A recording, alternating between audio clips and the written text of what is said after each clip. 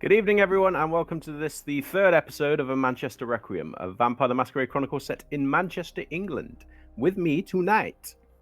Hi, I'm Sass. I'll be playing Daniel of Clan Toreador. I'm Alicia. I'm playing Lark of Clan Gangrel.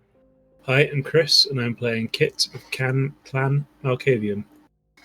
So, previously, on our last episode, the Coterie that is currently based in southern Manchester, a city which is under siege from both the Camarilla and the Anarchs, have found themselves in a predicament whilst touring around their newly acquired territory, which is south of the Mancunian Way, an area which is known to be contested by the Anarchs. One of their members, Kit the Malkavian, came across a body hidden in one of their dumpsters. Not just anybody, but the ghoul of a rising member of the Nosferatu clan within the Camarilla politics. This ghoul had been severely burned in a way which was trademarked to a known Anarch who was nicknamed quite affectionately the Cook. This Anarch and his coterie were known to be situated just south of where the coterie is located. So, not unknown to them, at least not unknown to one of their members, Daniel, and a considerable threat in his own right. Why the body is there and how it came about, they do not yet know. The more pressing issue was removing the body, which they have through the help, the generously offered help of Kit's sire, Miss Lawrence, they've managed to achieve.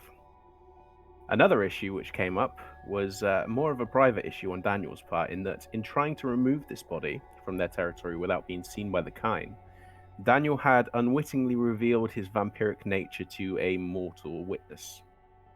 Thinking quickly on his feet, Daniel had abducted this member of the kine and bloodbound them, promising that if they ever spoke of what had happened, then bad things would happen.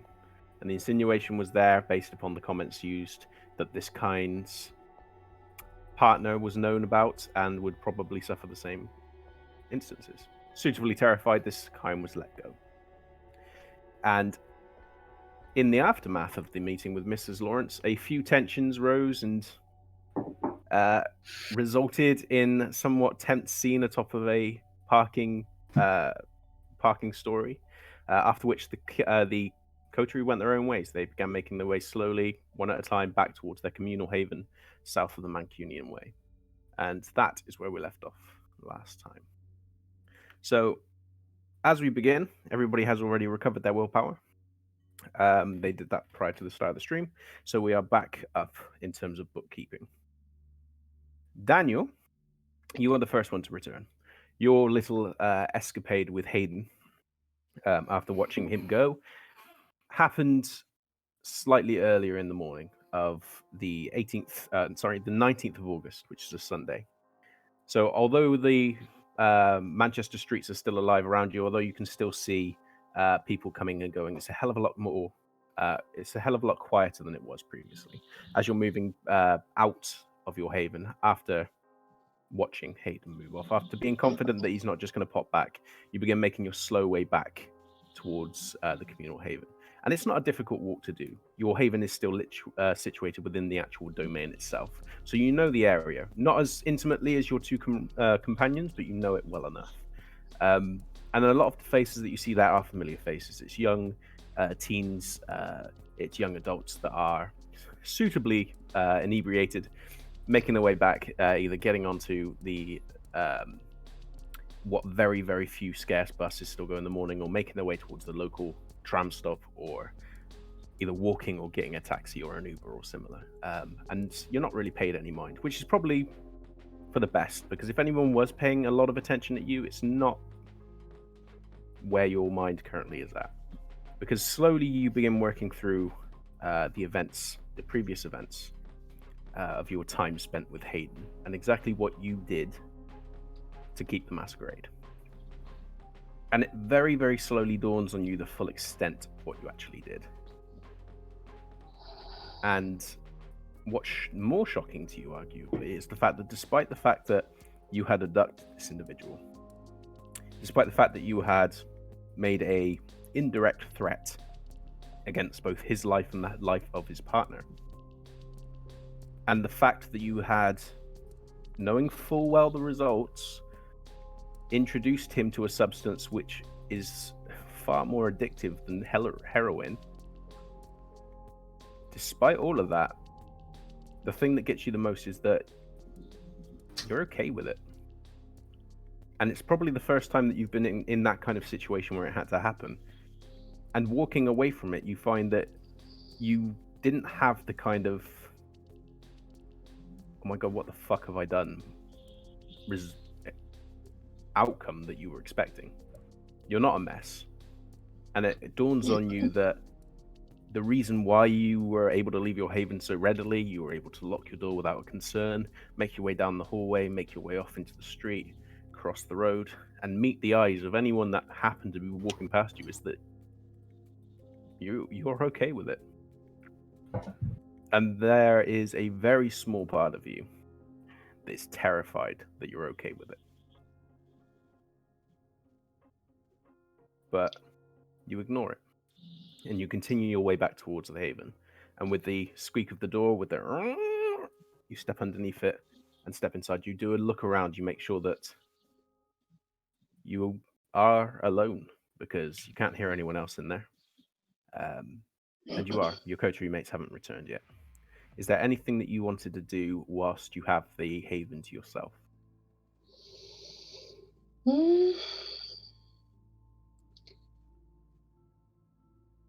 Our domain was violated, so I imagine this makes me more cautious and more paranoid than I would normally be. So I may check over our haven, check its entrances, its exits, even go up onto the roof just to make sure that everything is the way that it should be. Okay. Are you doing a quick check, or are you going to go over it inch by inch? And are you going to do a Kit thorough check, or are you going to do a Daniel thorough check? I'm not naturally as thorough as Kit, so I will do a Daniel thorough check. Okay. Okay. So we'll do wits plus investigation.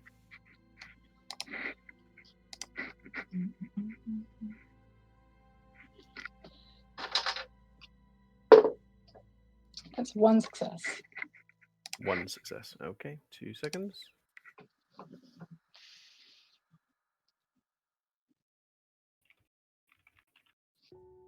Okay.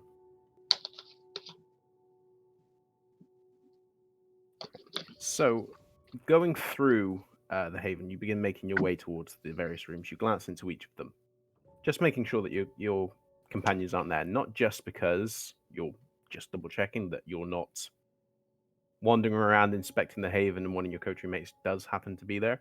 It's also so that you actually have the freedom to go into what areas you can to just be a bit more thorough. But you're not as familiar with Lark's area and with Kit's area. There are areas where, they weren't locked up before they departed today. So you could, in theory, just go in and have a look. You'd be cautious to do so, because you are living with two people, especially one of them, which is very aware of how they put things. But you're not that familiar with them. So even if you did go in to have a more thorough look, you can't be sure whether or not things have moved, or whether or not they were always that way, or whether or not they've been recently moved. So you can only really focus on the communal area in your own room. But based upon what you can see, nothing has changed. You can't see any differences. The other method of getting in and out of your communal haven doesn't look like it's moved either. So you are cautiously making your way through. You double check the placement of things, you double check the doors, you double check each of the locks, particularly the ones in your own room, because this is the area you're most familiar with, but you can't tell any different.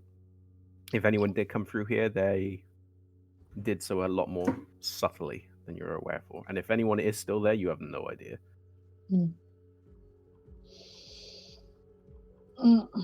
And as often happens in cases like this, there is some frustration that there is no way for me to contact my coterie mates. I don't know where they are, don't know what they're doing. Because of the ban on technology, we don't carry cell phones. There's no way I could make something as simple as a call to ask what happened. What did you do with it? Well, you can. You can always make that call. They, so far as I know, don't carry phones. No, that's probably something you'd need to discuss with them. But during the time that you guys have all spent together, communal phone calls is not something that you had to do. But the body in your dumpster or in Kit's dumpster is probably the first instance you've had within the domain. It's been relatively smooth sailing, all things considered, how questionably safe the area is, as far as the Coterie is concerned.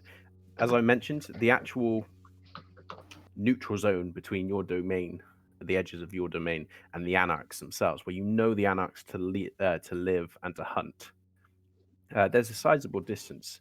It's not like where you get to the edge of your domain, you take another step, and all of a sudden there's anarchs. There is a buffer zone, but that buffer zone is considered. You're as likely to walk into an anarch there as you are a Camarilla vampire there. You never know if unless you can recognize them by sight, there's no guarantee that kindred is not going to recognize you as a Camarilla, and you have no idea whether or not their allegiance leans one way or the other. So unless you know the kindred, you're walking blind. And even if you do see a kindred you recognize, there's no guarantee that you are not currently being watched by a kindred of the other sect. So it's very dangerous to go there. But sometimes, the danger pays off.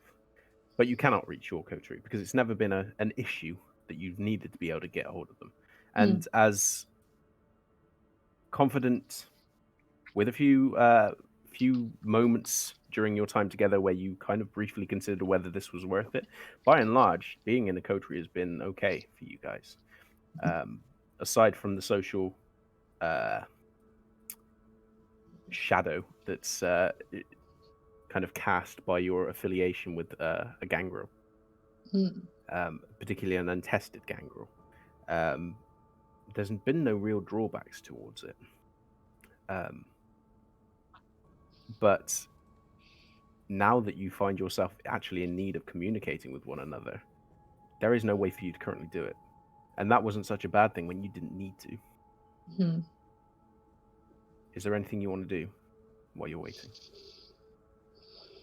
Not specifically, no. Because my priority is to find out where they are and what they've done with that inconvenience. Okay, so while these thoughts are going through your head, and as you're making your way through everything within your within the actual communal haven as carefully as you can, as you are finishing up and as you are just going through the last of your drawers, making sure nothing's been touched, nothing's been sifted through, you hear again that of the door being lifted and then being pushed back down. And immediately you move out and have a look, and you see that Kit is kind of unfurling himself as he's come through the door, pulling it back closed behind him. At this point, it's about 1:30 in the morning. So you've been on your own for the better part of about half an hour, which is more than enough time for you to just quickly rocket through each of these thoughts and then catalog them, put them away. And Kit stands there alone in front of you. Kit, how did it go? Okay, we disposed of the body. I need to change my t-shirt. Oh, all right. I'd like to know more, but by all means. What did you need to know? We put it in the car, and you distracted the people, and then we drove off. We were going to dump it by the railway, but we were being watched, so we couldn't. And then we had to go somewhere else, and we had to go to Mrs. Lawrence's. But she was very helpful, and she took the body for us. Do I recognize that name? Roll intelligence plus politics. Actually, roll charisma plus politics. Charisma.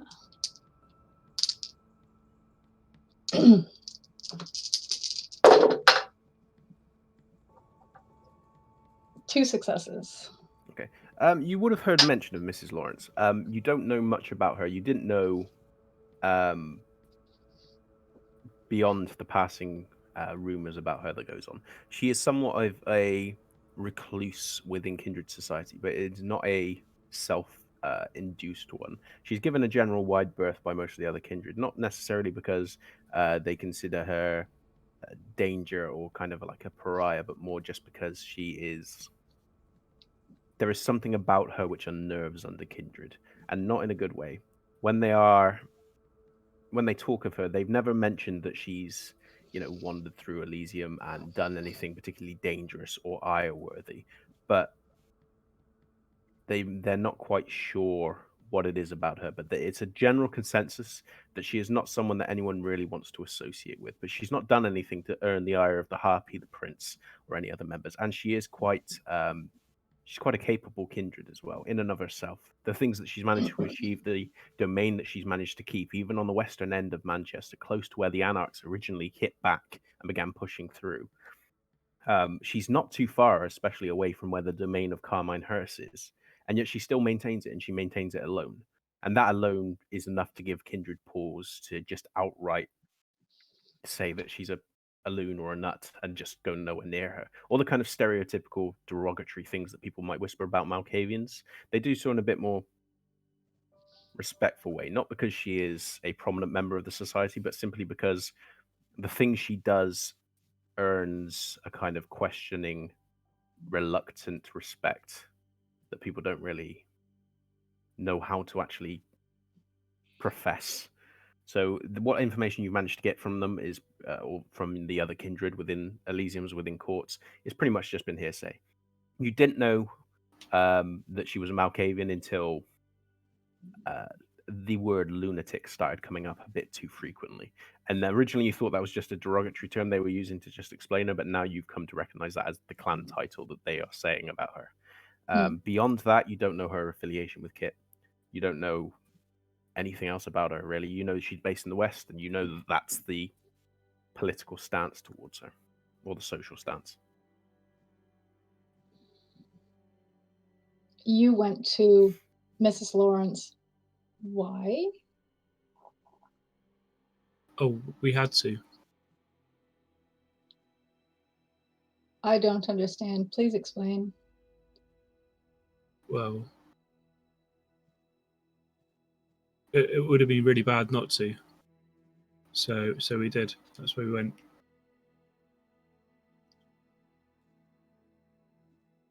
But she was very helpful, and she's taken the body, and she'll dispose of it, and that's that bit done.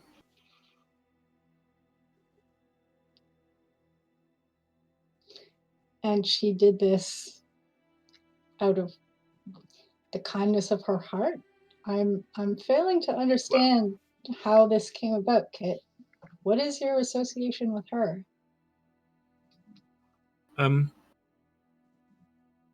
So, sorry, lots of questions. She did. Yeah, she is very kind. We do owe her a minor boon now, but that's we as the Coterie, me and Lark were there, but you weren't, and we didn't want to have to take the body all the way back to find you first to ask. So Lark thought it was fair, and I thought it was fair to get rid of a politically charged thing like that. It's worth noting that even though you weren't there for it, and even though you could potentially argue it, your known association with these guys and the fact that you hold the same domain means that if an agreement was struck and Mrs. Lawrence does manage to petition it to the Harpy and the Harpy recognizes it, you are then bound to honor it. And if you then turned around and refused to honor it, your stellar ascending career is either going to suddenly hit a speed bump or is going to plummet as you suddenly look unreliable and dishonest. Which is a weird kind of thing for vampires to be penalized, because that's how they survive and what they do to each other all the time. But when it comes to boons, this is kind of a golden rule. And your other question is, well, Mrs. Lawrence is my sire, so I guess that's the association I have with her. There is a brief pause where you can see Daniel processing the multiple things that you have just told him. And Shall I go and change my t-shirt now?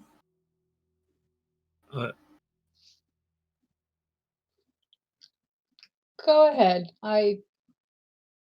We will discuss this more when you come back. Where is Lark? I don't know.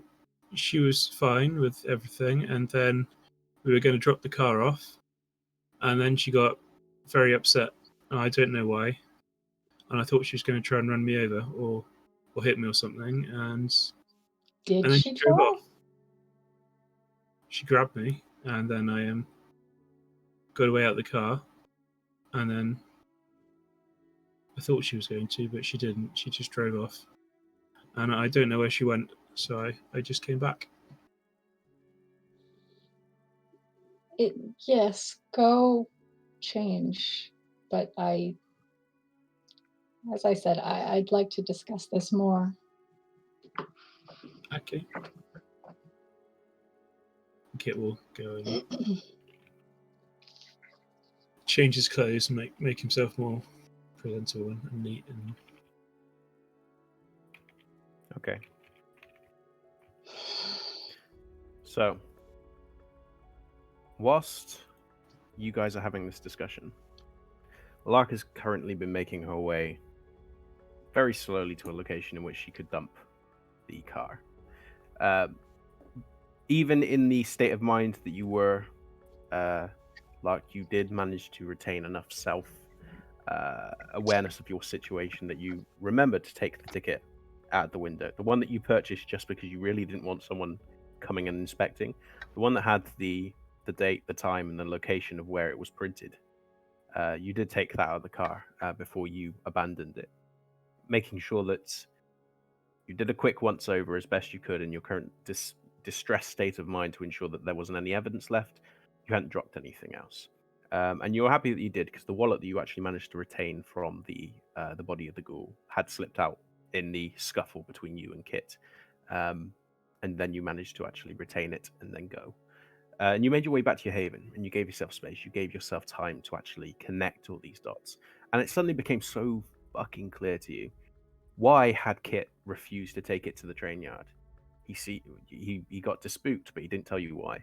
And then he took you all over the place, but didn't tell you again why you were going there.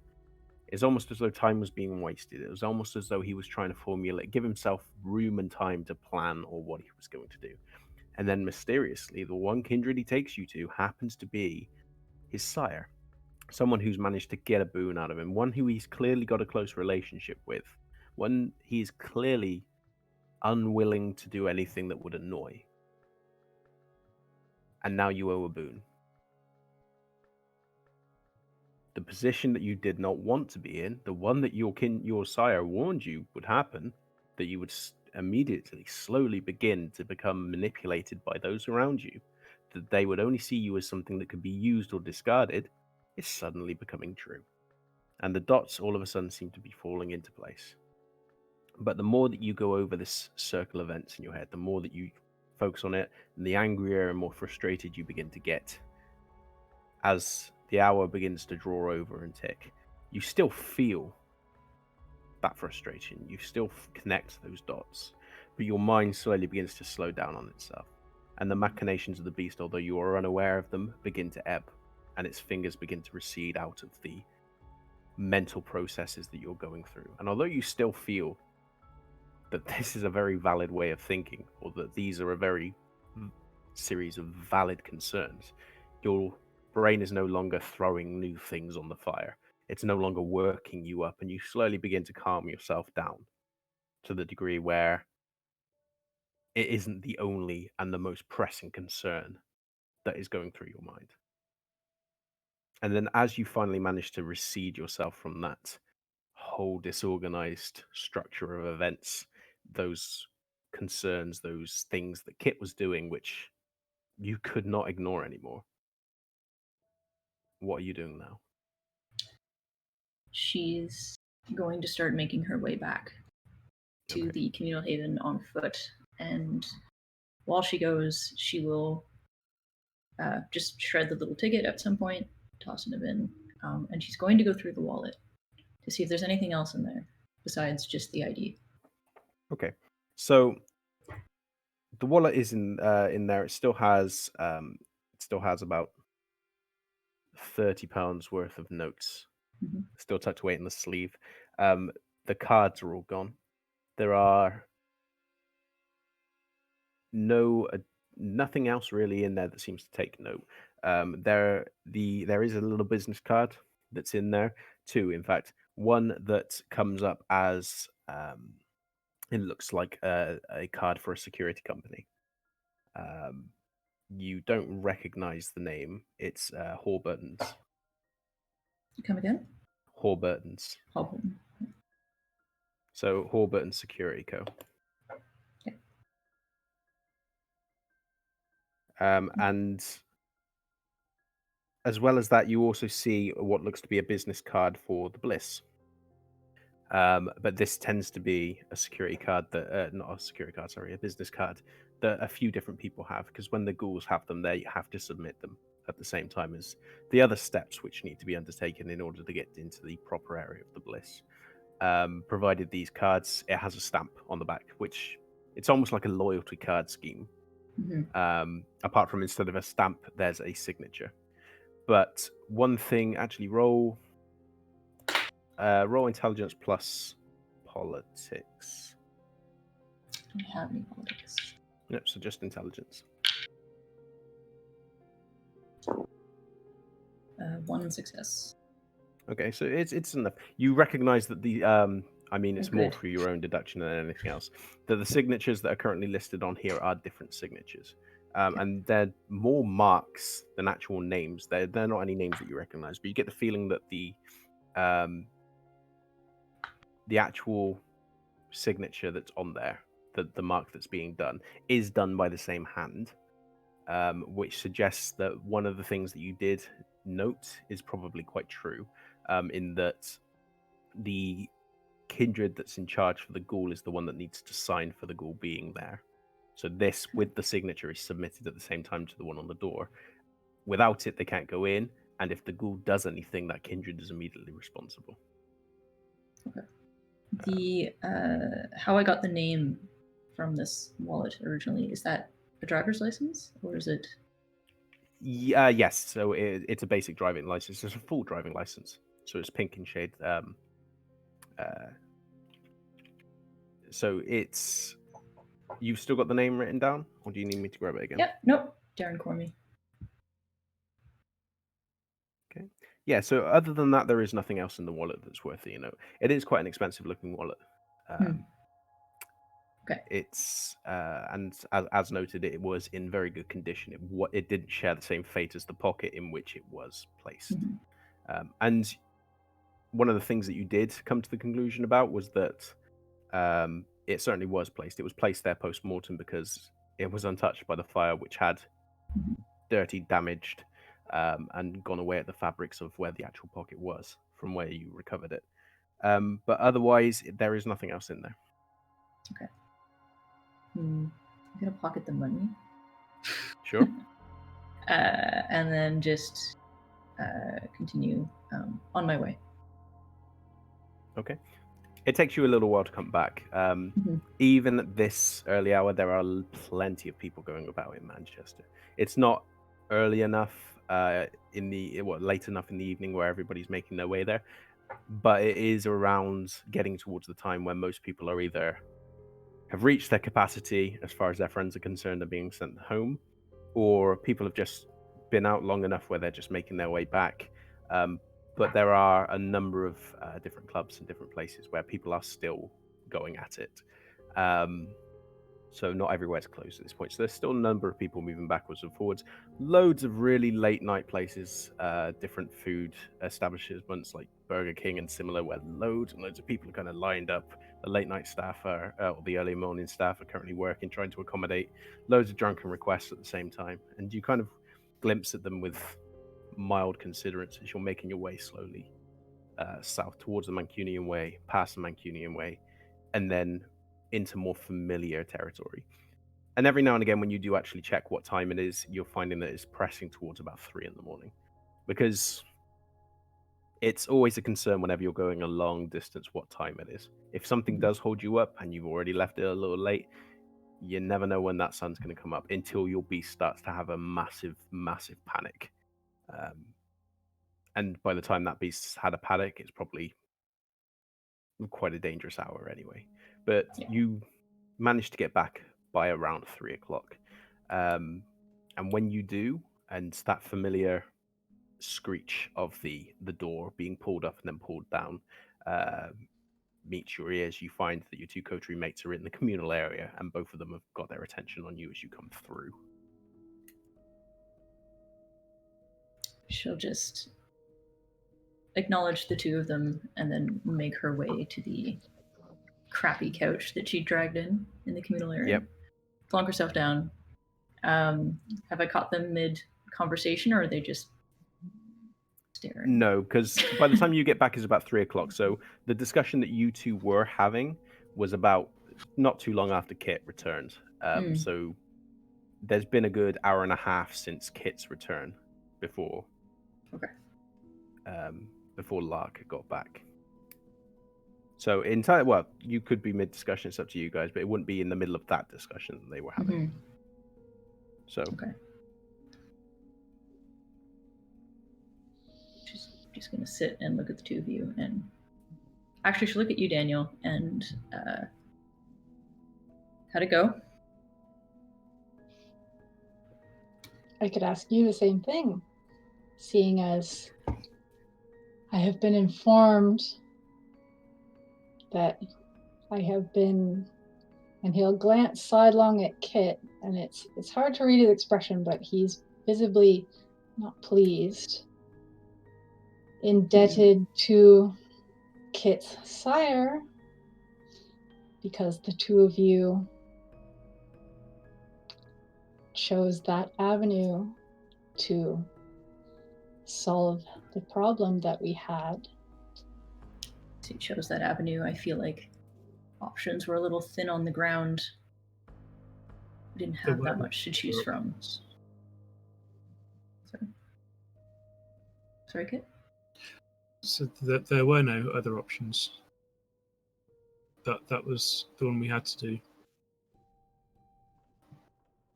Had to. You still have not provided me with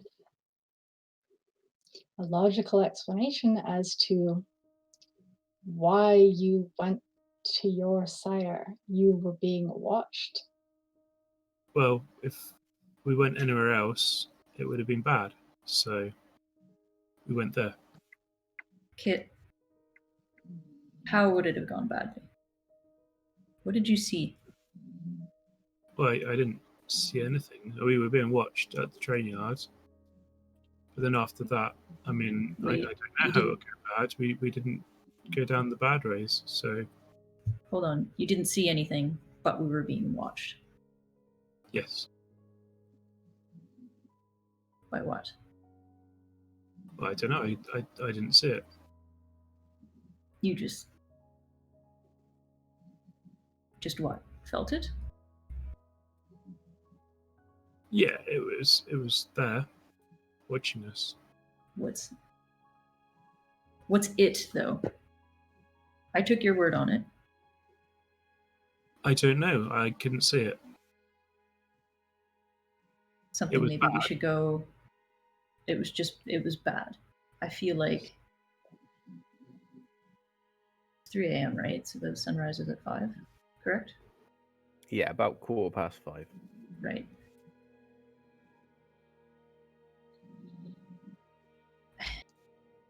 Because I don't know what you saw, took your word on where we needed to go. I feel like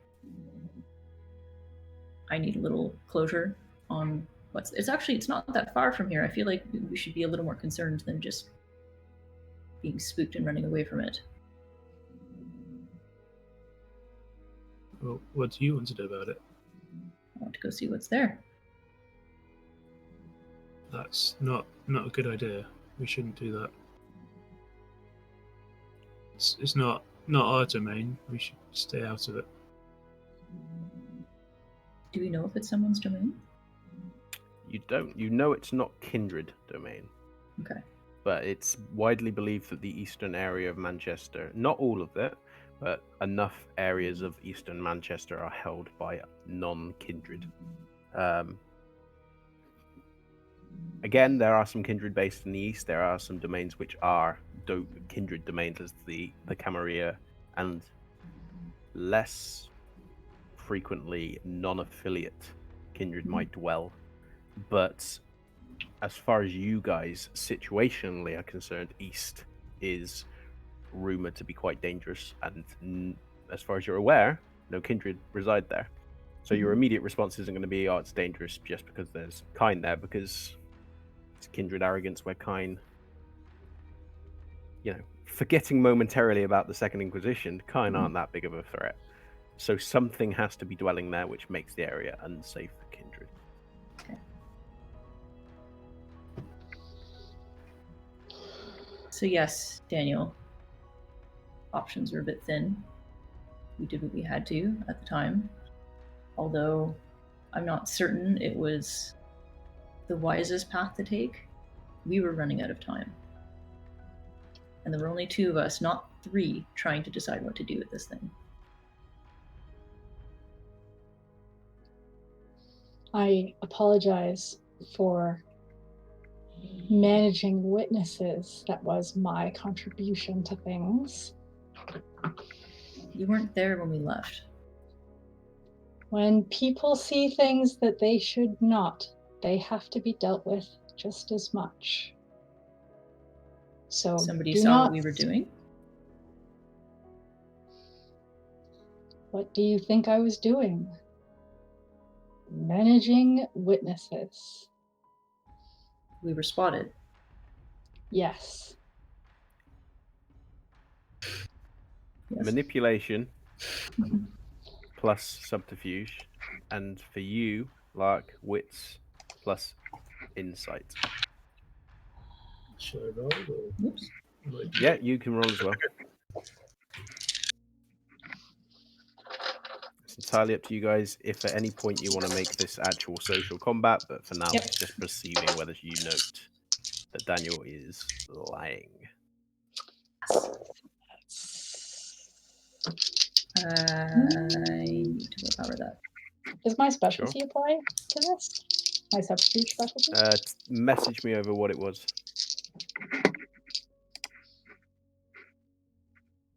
Four. Ooh. Yes. Damn it.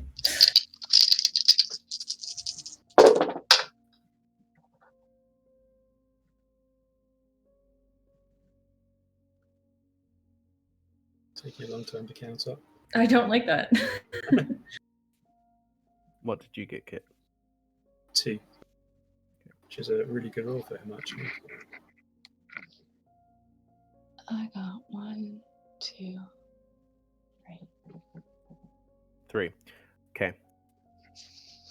Kit, you are not generally great at reading people's expressions anyway. And Daniel, you just know is good with words. And Daniel, thus far, hasn't said anything to you that you've ever recognized to be a lie.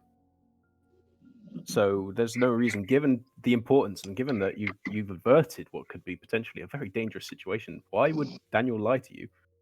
That's only creating more problems. Kit, Daniel is Daniel is someone that weighs his words.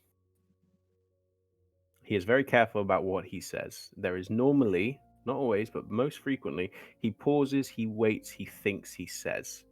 He replied a little bit too damn quickly in response to a question which initially he didn't answer at all.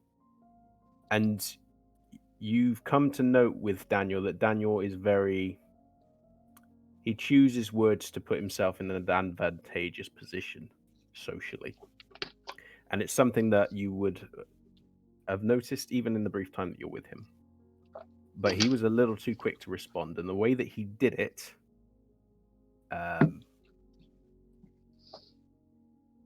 there is a very, very, very underlining thing about the way that he said it that causes you to immediately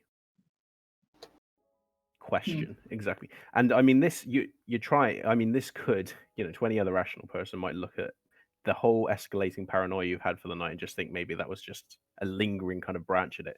But no, that paranoia is already in your head. And the moment that you notice that shift in his manner, you note other little tiny deductible ticks, and they're fleeting and could otherwise have been easily missed because Daniel's good at what he does, but you find yourself completely disbelieving what he's just said. Okay. You don't know the ins and outs or why. No. Maybe you hadn't been witnessed, and maybe he was just answering you just to give you an answer because you've put a boon on him. But yeah, no, she's not psychic. But Lark's expression will go very still at your answer, kind of like a cat spotting a bird, and there'll be a long silence where she just kind of stares at you, and then. And Daniel will stare back steadily. Yeah. If they saw us,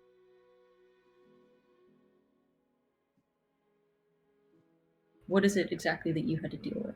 They saw two people moving an item, and you had to go silence them?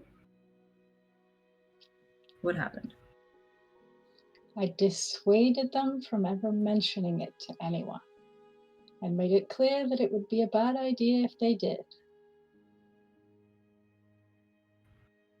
How familiar am I with Daniel's abilities? I know he's Daniel? charismatic. How much have you shared with your coterie?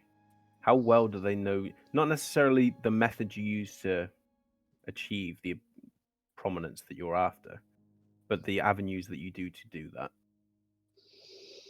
They obviously know your clan affiliation, because it's considered polite etiquette to tell people, and particularly among the Ventru, to recite lineage. So they know that. But how well do they know what you can do? I doubt they know very well. They will have seen me being socially charming and enticing towards other kindred and mortals alike. They may know that I can move quickly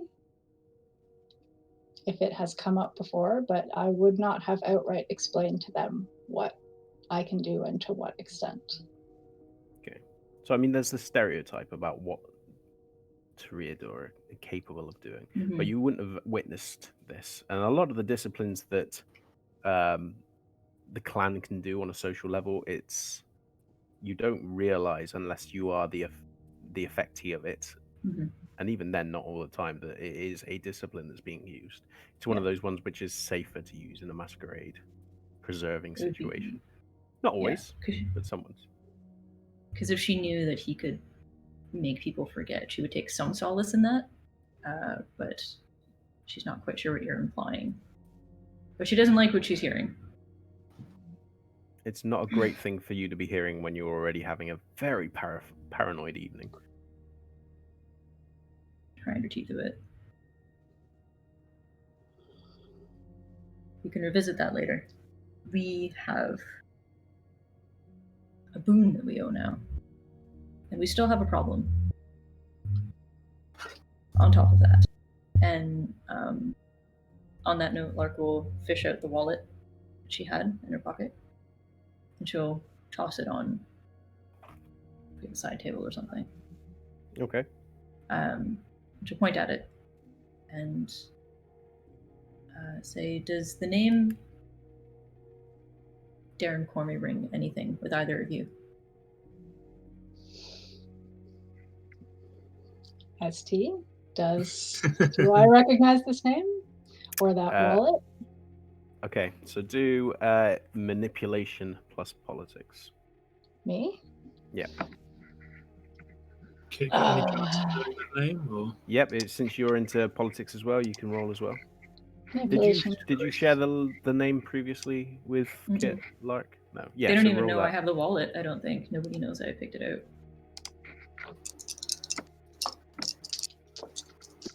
Does my specialty apply? Yes, it does. I got a fail, no successes. Fail, no successes. Okay.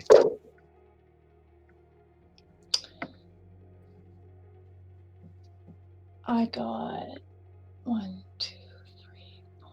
4 successes. 4 successes. Okay, so you do know Darren Cormie.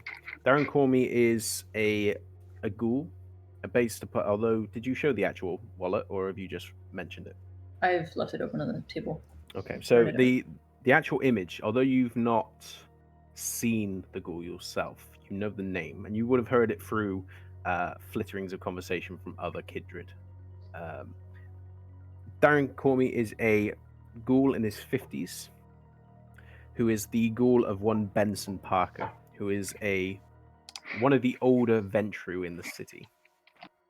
He is one of the closer allies of the prince, or was until he came into a bit of disfavor. Whether or not that's been mended, you're not quite aware, but those are the kind of rumors that you like to pick up on. So you know the basic affiliation, but you also know that Benson has a very select number of ghouls that he uses for different purposes, but he is very, very cautious about letting people know their existence. Because like any good kindred, you keep your weapons concealed until you need them.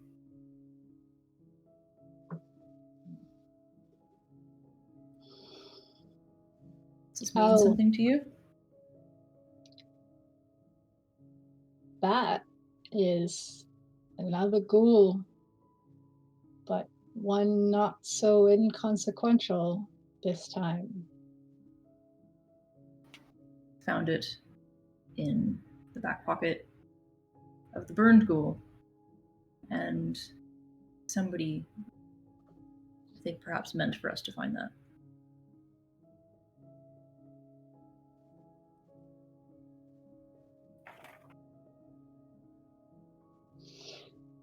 Daniel is clearly very concerned, number one, and a little speechless. Do you think it's a threat to that ghoul? Sort of your next calling card? If they have that, and he'll point to the wallet, I think that's more than a threat. That reads... Or that they already have them. Not that the cook is known for negotiating hostages, but if he has that, what if he has him now?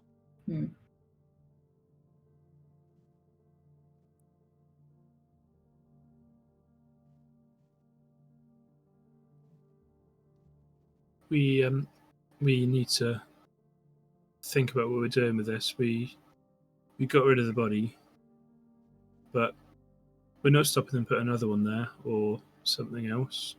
We don't know why they did it to us particularly. We don't. And we need to stop them doing it again. Yeah. This would be, if we thought the first body was problematic, this one will be worse. You said that this was the ghoul of a Ventru associate of the prince? Potentially former Yeah, associate. when Madison originally came and began working against the Anarchs, before he actually became prince, the Benson Parker was a kindred who worked alongside and basically helped to achieve. But Benson Parker had more political ambitions afterwards that weren't achieved. And it was often believed afterwards that he didn't like the fact that the prince achieved prominence over him. Whether or not that was true was unknown, but it was used to basically politically put him into a position where it reflected badly. And his status within the Camarilla has taken a mild nosedive when he was basically chewed out by the prince. Not publicly, but it was still heard of. And Benson has basically been trying to do what he can in the meanwhile to try and claw his way back into favor. So I will explain this context to the two of them, and in that very deliberate choosing my words way, try to make them understand that this is far, far worse than a Nosferatu ghoul ending up dead in our territory. This could get the attention of Kindred far bigger than we want to have to deal with in this kind of context. But on the other hand, this may not be something that we can deal with on our own. If this involves a ghoul belonging to a kindred, however debatable his current status, he is still far, far more influential than we are. And if we hide this and it's discovered, that could be as much of a problem. And you can kind of tell at this point that Daniel is almost not sure how many different ways this could go badly.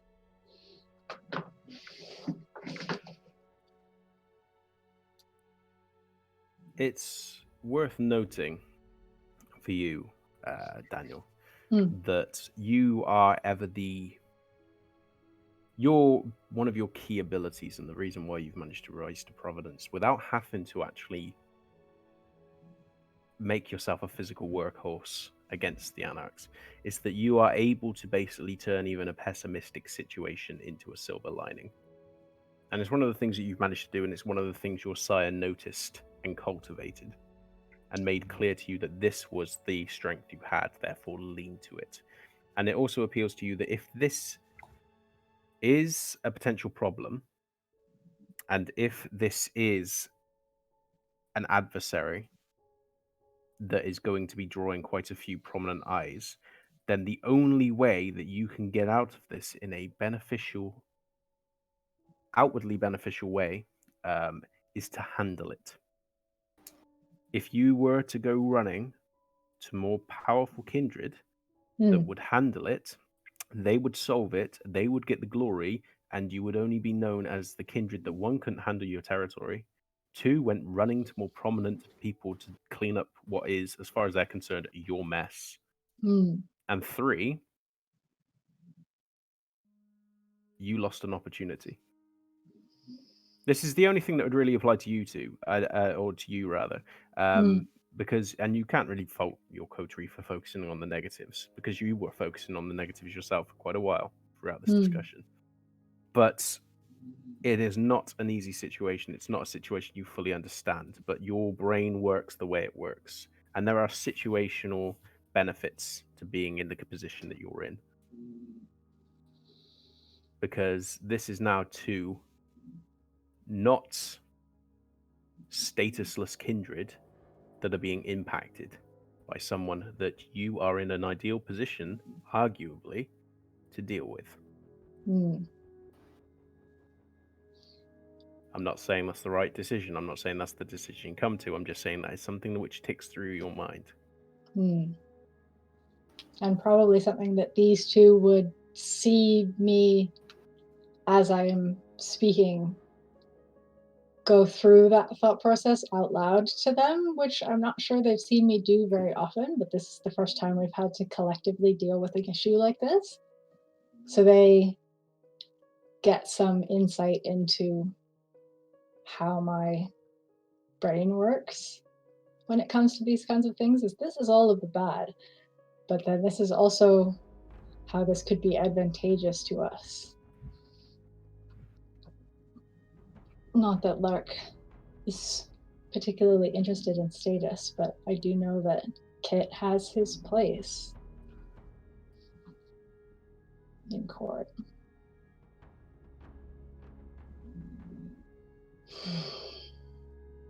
So we need to stop this happening, so we need to strike back.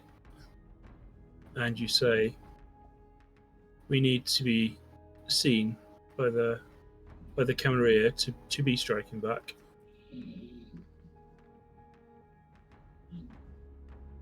It's not just enough to hide a body in their dumpster, because that doesn't end it. No, it doesn't. So what do we need to do? What will we need to do to end it?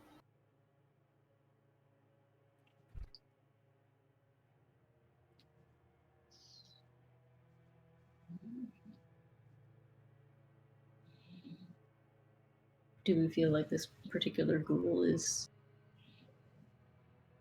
in captivity right now? Even if there were, what are we going to do? I wouldn't know where to start.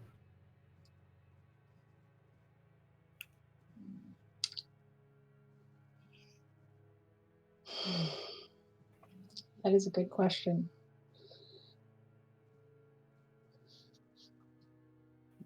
You do know where where the cook resides, or the area that they Oh. claim. I was going to say, I know that you mentioned that I know where they hunt, or where he hunts. You don't know their haven. It's a very, very poor vampire that lets people know where they reside and sleep. But you know where they hunt. Because it's an area where you were warned about, particularly you, Daniel, to steer clear of. Well, not steer clear of, to be cautious about. Because he's doing you a political disservice by telling you, stay away from the Anarchs. Because the Camarilla really wants you to cause issue with the Anarchs. Wisely. Because, obviously, Second Inquisition.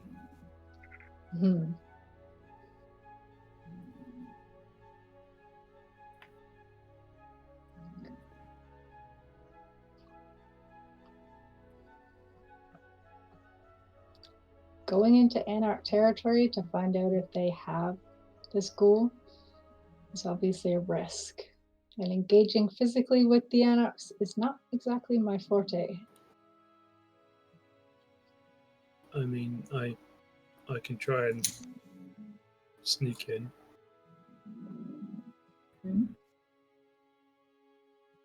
But I'm not good at fighting. I don't know. What do we need to do when we do sneak in there and fight them? Probably not. But we could go see if we could find anything out. Not sure how.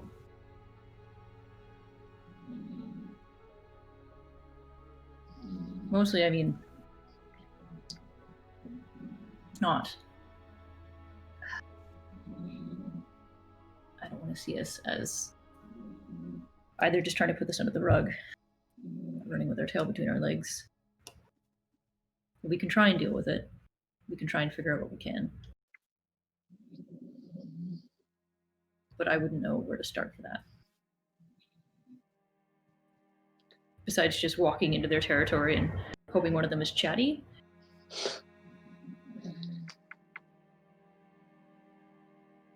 guess if we can find one of them and follow them, then we might know a bit more. Could. Following without being seen is far more your purview than mine, Kit. Are you willing? It's dangerous, but we need to do something, otherwise there'll be another body somewhere, and then we'll lose our domain and we'll have to move, or worse. Or they'll do the same here, and they'll find where we sleep. And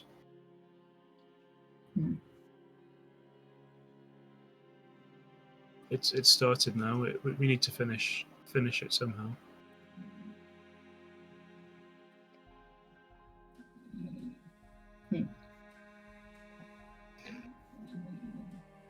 So what's the plan then? Tomorrow? You said you know where the territory is? I do. Good. Do you know what this cook looks like? Do I? You do, because you met him before. Yes, because he was Camarilla before. Yes. So based upon what you recall, because you didn't interact with him directly, he is an individual that looks to be in his 40s. The time that he was killed, he had a very closely trimmed beard, and he favored smarter attire. He had close cropped hair. He wasn't a terribly bad looking individual. He's certainly not he's certainly not what you'd expect when you think the cook, someone that basically burns someone alive, to look like. He looks actually, Daniel, like somebody that you probably would associate within your own clan and social circles. Do I know his clan? Has that come up? Well, I'll tell you what. Based upon obviously you learning a bit more and having more time to think on it, do me a intelligence plus politics roll again. With your, it won't apply now. Actually, your specialty. Okay. And Kit, you can do the same. Intelligence and politics. And you can do the same, like if you wish, but you don't have politics. I have none. But you can still try. You never know. Just think really hard. Yeah. Well, you never know. Once a description is given, you might have recognized someone wandering with whomever else. Oh, okay. What's the pool? Sorry. So intelligence plus politics. Okay. Kit got 3 successes. Okay. I got 3 as well. Okay, so you would both know. What did you get? Luck? 1. Okay, so you're not sure. I mean, this description that they're giving, it's not 100% an in-depth description, and they could be describing any number of people that you could have seen. But you two both know that the cook is a Toreador. You also know, although you have no idea the actual identities of, that his new coterie, because when it came up in mentions previously, consisted of 2 other people. But we don't know much about them. You don't know much about them. You know that both of them were former Camarilla. Their coterie isn't entirely defecting unit, as it were. They're not. He didn't defect to Anarchs and then establish himself with Anarchs. He took people from the Camarilla and left. And defected together. Yeah. So they do know one another. It's the reason why you do know that he hangs with 2 people. You know, actually, you know their physical descriptions, rough physical descriptions from what you can recall, but you don't know their identity, you don't know their clan. You know, although you can probably guess one of them. So one, you know to be a female that has closely cut brown hair, and that tended towards more practical, if fashionable, designs. And the other you recognize that is more of Kit's domain of fashion, and is an individual who was more socially inept. You don't know it's not an individual that you've actually interacted with directly. You just know that this was the member that probably had the least status to lose of the 3. but is someone that is more fashionably and socially adept at keeping to themselves.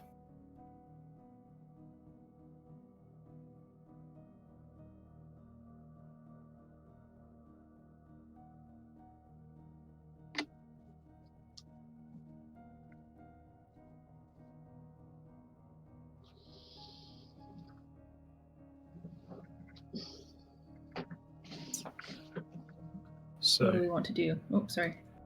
Sure. Elysian's only tonight, correct? Not only tonight. Not just tonight that it was open. Yeah, It's there's tomorrow night. certain nights that would have been passed along. Mhm. There's certain areas in the city where vampiric cant is put. Mhm. So this is the kind of graffiti or marks or means of communicating within the Kindred Camarilla society. And, well, Kindred society as a whole, but the Camarilla has their own, within Manchester, version of the cant that isn't necessarily decipherable by the Anarchs. And it is periodically updated. And these are the things that you have to go and check to find out when the next Elysian date is. Daniel would have known that you could go to Bliss tonight. Mhm. You don't know yet when the next one is. You'd have to go and check the cant. Okay.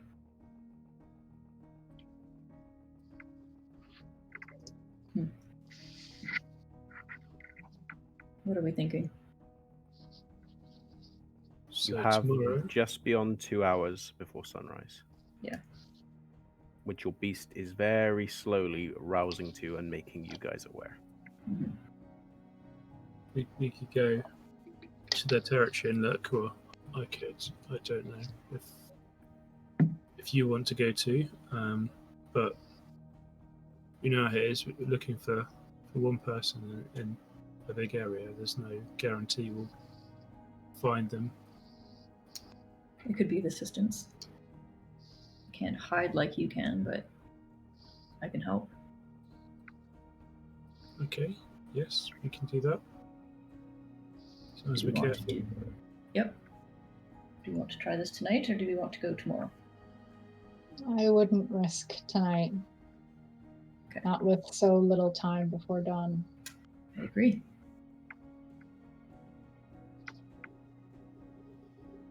Okay, so the plan is to do it the next night. Mhm. Okay. So you guys have been having this discussion going a bit back and forwards, trying to come to a conclusion, trying to bypass the immediate social tensions that you would have had in the aftermath of your split ventures. And you sound like you've come to a conclusion about roughly what you plan on doing and what your next priority is. Is there anything else that each of you, together or individually, would like to do for the remaining 2 hours? If Kit's got enough time to go and talk to Gav, he might go and see whether he knows anything about Colin Finch, which might help narrow things down. Okay. Lark might take a walk to the rail. Okay. Right. It's not far. No, it's not too far. Right. So, what about you, Daniel? Is there anything else you're planning on doing? Aside from indicating to Kit while we are still together that, because he's still a little miffed about having been tied into a boon. He hasn't argued about it and didn't get angry, but he would like to know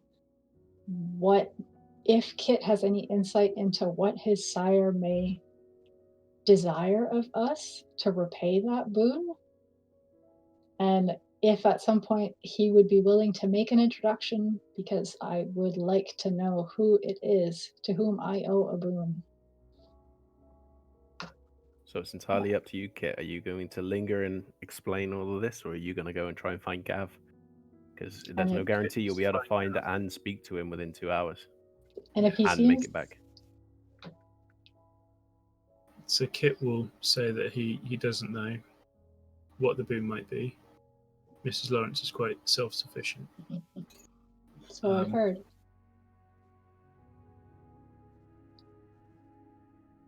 but he's willing to make some introductions at some point in the future. And I then would he's appreciate it. make time to go find Gav.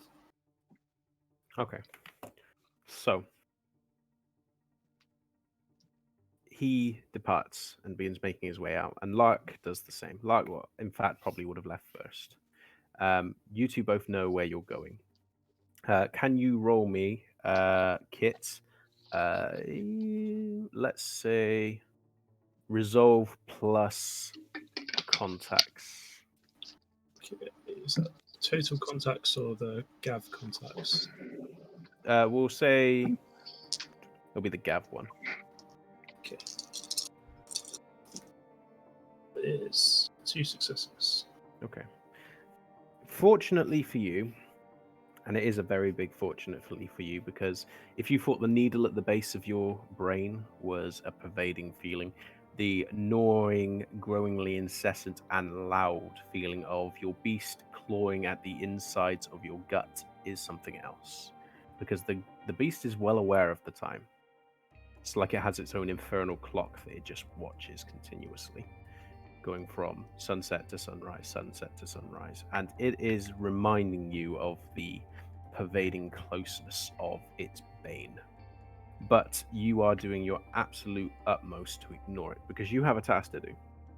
So you begin walking similar routes, completely different routes from the ones that you normally take around the edges of your territory, because the edges of your territory are not where Gav is. But you continue to walk these new familiar routes, stopping at certain points, checking different places, eyeing certain people that go past you that look similar to Gav Johns. And before too long, you manage to find the individual that you're looking for. It's a bit later than you would have liked, because you are now well aware, because it feels like the beast is no longer clawing at your insides, it's actively trying to chew its way free. You are well aware, based upon that sensation, that you probably have about 50 minutes to get back. But you managed to find him. He is currently on an edge of one of the streets by the traffic lights, and he is speaking to someone. And they are currently exchanging what looks to be phones. It looks like he's handing over his phone to somebody. But then as you're watching and moving up and considering them from a distance, you don't recognize this other individual, so you don't approach. But as he hands over his phone, as though he's showing something on the screen to it, this other individual looks at it, hands it back, but you see his second hand slip away underneath, almost like something was tucked away that he's now taking. And then he hands back the phone and then puts his hand in his pocket and then makes a big show of embracing Gav, saying something to him, and then staggering off, leaving Gav there with his phone. And that he quickly has a look, touches it, and then starts putting it away. He has a glance around. Are you hiding, or are you in sight? No. Kit will be in sight, I think. He'll wait at a respectful distance, but Okay, so he has a look. Gav has a look. Does a quick glance, looks back towards you, sees you, and then looks past you. Looks towards others, not in a like really obvious like kind of like way, but it's like glancing every now and again, almost as though he's like, almost like he's waiting for a lift. And then after he sees you, he pulls out his phone and starts moving over away from the traffic lights and just positions himself in front of one of the store entrances and just leans against the wall. Again, his attention on his phone, but every now and again he glances up towards you and then back down to his phone. So Kit will approach him, just sort of hoodie up, hands in pockets. Yeah. So Gav himself looks to be a man in his 30s, but he is wearing what looks to be a cross between jeans and a tracksuit top. So it's a very striking contrast, but Gav just seems to wear it well and seems comfortable in it. And then the cap that he has pulled forward, he lifts slightly as you come up. His attention is still on his phone, and as you approach and reach him, he returns his attention to his phone, but he actually speaks directly to you. Not seen you in a while. No, it's been quiet, but yeah, maybe not so quiet now. Do you What can know? I do for you? Do you know a Colin Finch?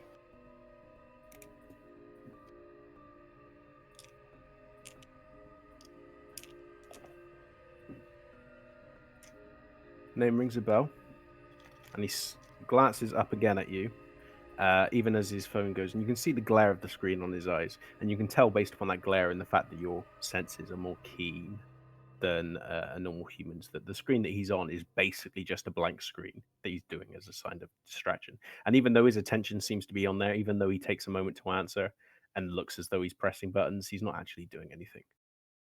It's a ploy. It's the way that that Gav conducts business, and you're aware of it. But being you will patiently let him go through his process. I know the name.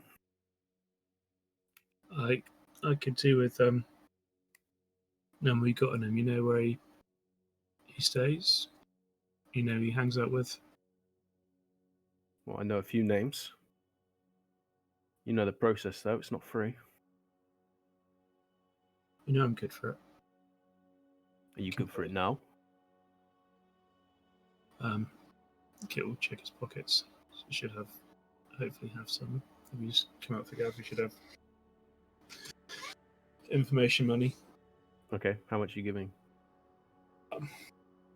What's the usual amount for? It varies. Yeah. It depends on what you're asking.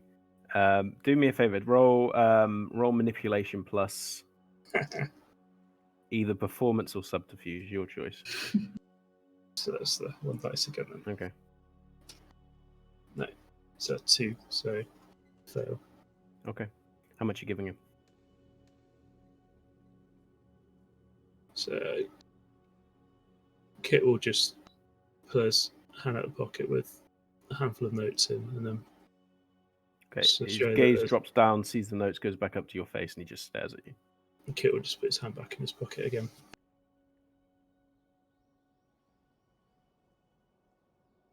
What's it worth? 100. So Kit will nod and just use his fingers in his pocket to pull 100 into his hands. Okay. He shifts a bit closer, almost as though he's whispering, and he gestures down the street as though he's giving you a direction. And as he brings his hand back to shake it, he takes the money and puts it in. It's a very brief contact, and he's very, very good at just gliding it out. And then he gestures again, and then leans back in. Right, so the Colin Finch. Right. You know where Tartleton Street is? Kit will nod. All right. Head to Cartleton Street. Next about Penstroke Close, there's an old fish and chippy there. It's closed. It's been closed for a while. It's called the Cheeky Friar. Guy lives above that.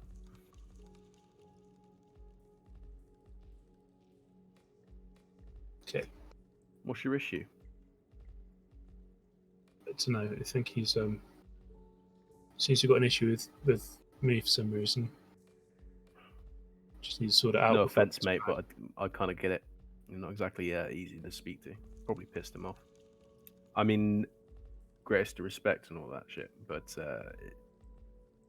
just purely because you seem like a decent enough bloke, I wouldn't go messing with him. I prefer not to be honest. Well, done my part. Anything else? Do you know who he hangs with? You mentioned names. Yeah, I mean, there's one or two others. I think one of them was Mary. I don't know if that's his sister. Or it's either that or his squeeze. It's one or the other. There's another guy. I don't know his name, but he's fucking creepy as shit. Just stares at you. Bit like you.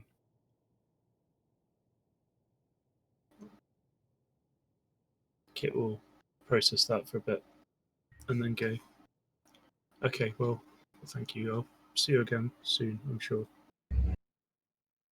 Puts his hands in his pockets, turns around, and just starts walking back to the traffic lights where he was waiting. So, Lingers there, presses a button, misses the first flash, presses it again, pulls out his phone, and when it goes, he just walks off and starts walking off. Kit will walk down the way that Gav pointed originally for a little bit, and then he'll cut back and get either to the communal haven or to his personal one, whichever's closest. Okay. So it'd probably be based upon where you found Gav, the communal haven. Okay. So he's going to get back there as quickly as he can without sort of being obvious about it. Unless, of Okay. course, it's getting really tight, in which case he'll just get there as quickly as he can. All right. So you start heading back. Around about the same time that this was happening, like you made your way over towards the rail yard. Yeah, she did toy with the idea of asking Daniel to come with. Okay. Did you before you leave? She'll hesitate at the door before she leaves. Okay. If Daniel is still there. And you muted. Sass, you mute. Sorry. Yes, he It's okay. would still be there. She'll just sort of cant her head to the door and say, I'm just checking something out. Something to see if I can find whatever spooked Kit. Don't want any trouble, but you're welcome to come with if you want. I can give us a ride. I prefer to go on foot. Why? To drive up to the area, unless you wanted to. It's not far. We'll make less noise. I'm not sure how much help I could be, but I admit I am curious. It seems strange to me, but if he says he was being watched, If you want Yes. to bring the car, and then it could be our getaway if anything happens. That's rather my concern. Because not to judge him by his clan, but is this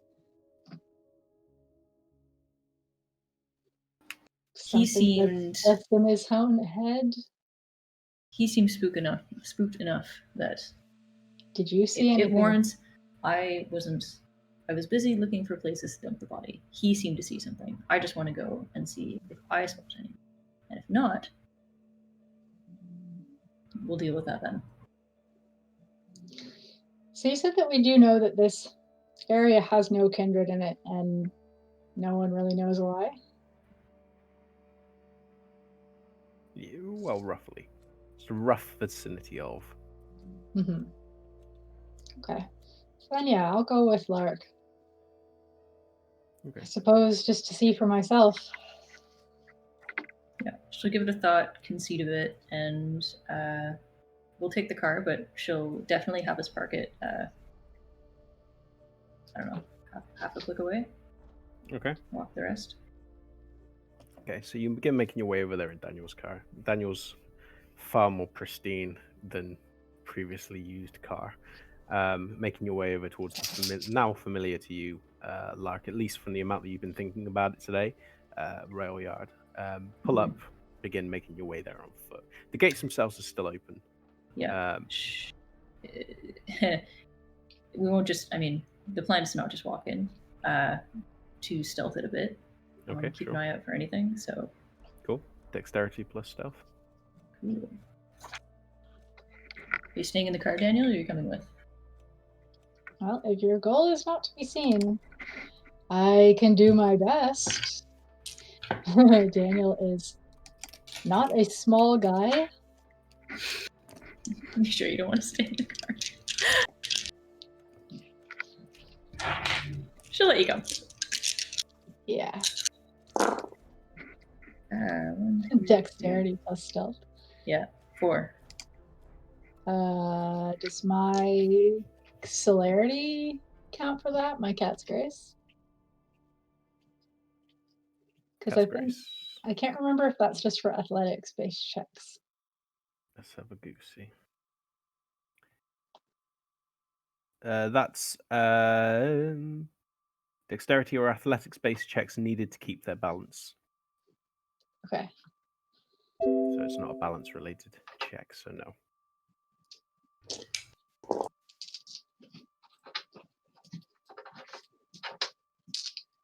Because, Lark, you are trying to be stealthy?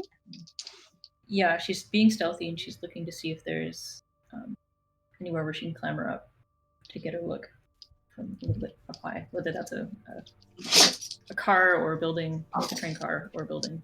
Yeah, because Okay. rather than trying to be stealthy, because he sucks at it, Daniel is far more likely to walk around that place like he has any right to be there. Perfect. Okay.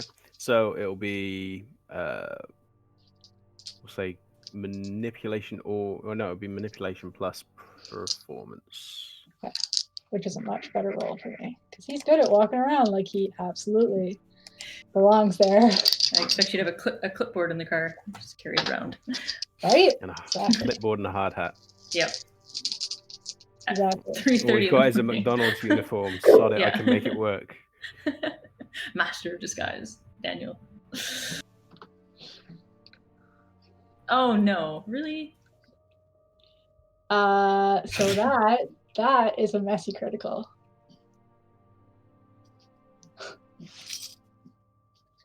Okay. That is so messy crits are 4, 5 successes. Wow. Okay. Okay. So, You win. Lark, you begin removing yourself from the car, and you start scaling it up onto one of the high rises that actually overlooks the local area. Mhm. And this isn't immediately in the rail yard that you're going, but it's close enough where you can get down and have an actual look. And you keep yourself relatively low, and then, much to your kind of momentary chagrin, you see that Daniel's not following you, but he's marching his way towards it, and it takes you a moment to stifle the urge to call out and basically ask what the fuck he's doing, because he's just marching there. But then Daniel moves in with apparent clear grace and starts making what looks to be basic checks. And it's hard for you to actually determine whether or not you think that he's 100% not believing anything that Kit has said, or whether or not he is just marching across the place like someone that has every right to be there. But nothing immediately comes out that you can spy. He doesn't suddenly keel over. No one suddenly leaps on him that you can see the moment he breaches this area. So you just watch. But Daniel, you are becoming increasingly the reason why you are going so fully into this performance and you are not actively trying to keep an eye out for things that are in the immediate vicinity is because your attention has shifted inwards. The way that the beast is beginning to actually grip and infuse upon you is making it worse. And as you are moving between the different areas, you're so 100% committed and so inwardly focused that you don't actually note anything that occurs around you. Unlike Lark, who, as she is watching from across this perch, she notes that there is another individual which seems to break off from one of the buildings and start moving towards you. But the way that this individual moves is not a typical gait, which is initially what she thinks, and then she actually realizes that it's almost like this person is seesawing their way as they walk. It's almost like their head and their full torso just begins pitching as they start moving, and with every kind of shift, they take a step.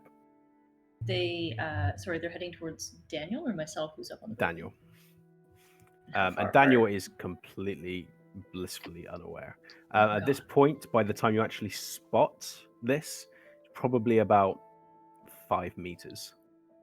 Okay. And then it stops. And then suddenly seems to become very, very, very small. You can't quite see it. It's almost like you're watching someone where the outline of them is quivering. It's almost like watching an old kind of footage where it's really grainy and you can't make it out, but everything else around it is clear. And then it seems to almost splat shy of the ground, almost like it's kind of crouched. And then it suddenly becomes almost impossibly tall. Beyond, it reaches Daniel's height and then goes taller. And then starts to shift to one side. And then shift again, and it comes closer to Daniel and closer to Daniel. And then, Daniel, I need you to roll me willpower.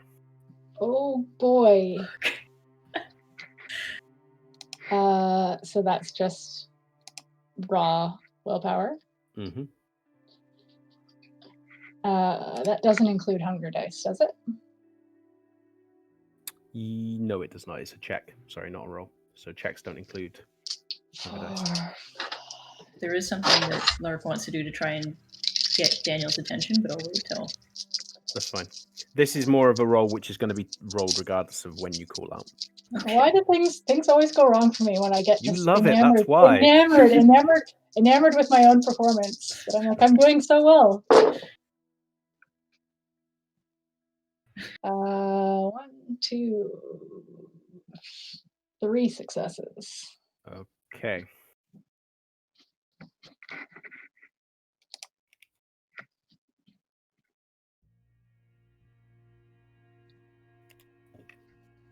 And that's when we're going to take a break.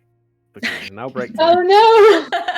So we're going to cut over to Mitch because it is break time, and then we'll jump straight back into this when we get back.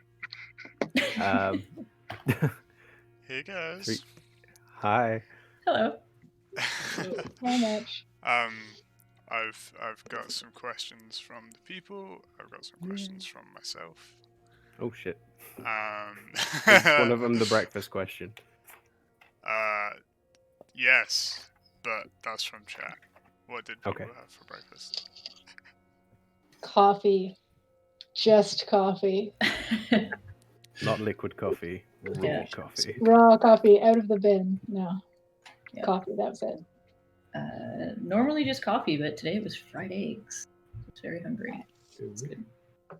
Fancy. It's tea and toast and some strawberries out of the garden.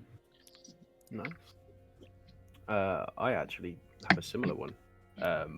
Earlier this morning, I had the last strawberry I had, and then ham sandwiches, which I battled with before we started because they were mighty. Epic battle. Yeah, they were mighty and I was weak, but I succeeded. Okay. So what have been people's favorite moments so far this game? Oh boy. A lot, actually. I've loved a lot of this. I think my favorite was probably in the elevator when Kit Sire was just, she seemed so harmless. And then she goes and chloroforms a fully grown adult man who's much larger than her. And I was just like, okay. She's a lot scarier than she seems. I think mine, I do love that one, but I do think mine is you presenting yourself to that mortal at the bus station.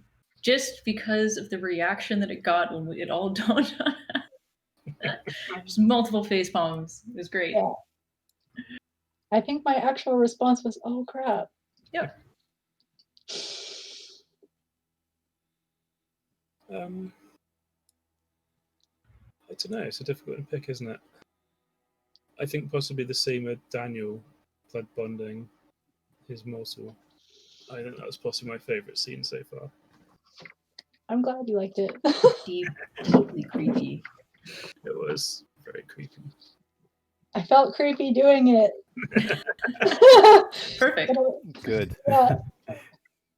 Means I'm doing it right. Yeah, I love everything they've done. It's so And good. everybody can say hello to my 2 puppies who are joining us today as well. There's some bubbers. Sora, Axis, come here, guys. No, they're like, no, we don't want to move. But you told us not to move. Yeah, there's a good girl. What other questions we got, dude? Miss Lorenz versus Edmund. Who wins? Oh. In what sense? Yeah. Yeah. In the most Markavian sense you can think of. I don't know. They're both so wonderful. Whatever you say is going to be blasphemy, just so you know. I feel like they form a truce, and it's terrifying. I feel like this is one of those unstoppable force, immovable object dilemmas. It's when they're like, good news, guys, we formed a coterie. Yeah, exactly. Oh god. Their forces Oh. combined. All 3 of us. There would be very formal tea parties and things. It would be wonderful. I've got a very important question for you all from myself, which is, what is your favorite flavor of ice cream? I'll go first. Go. Oh, okay. I was gonna say ginger. Ginger ice cream is my absolute favorite. Oh, it's so good. Why'd you pick just one? It's...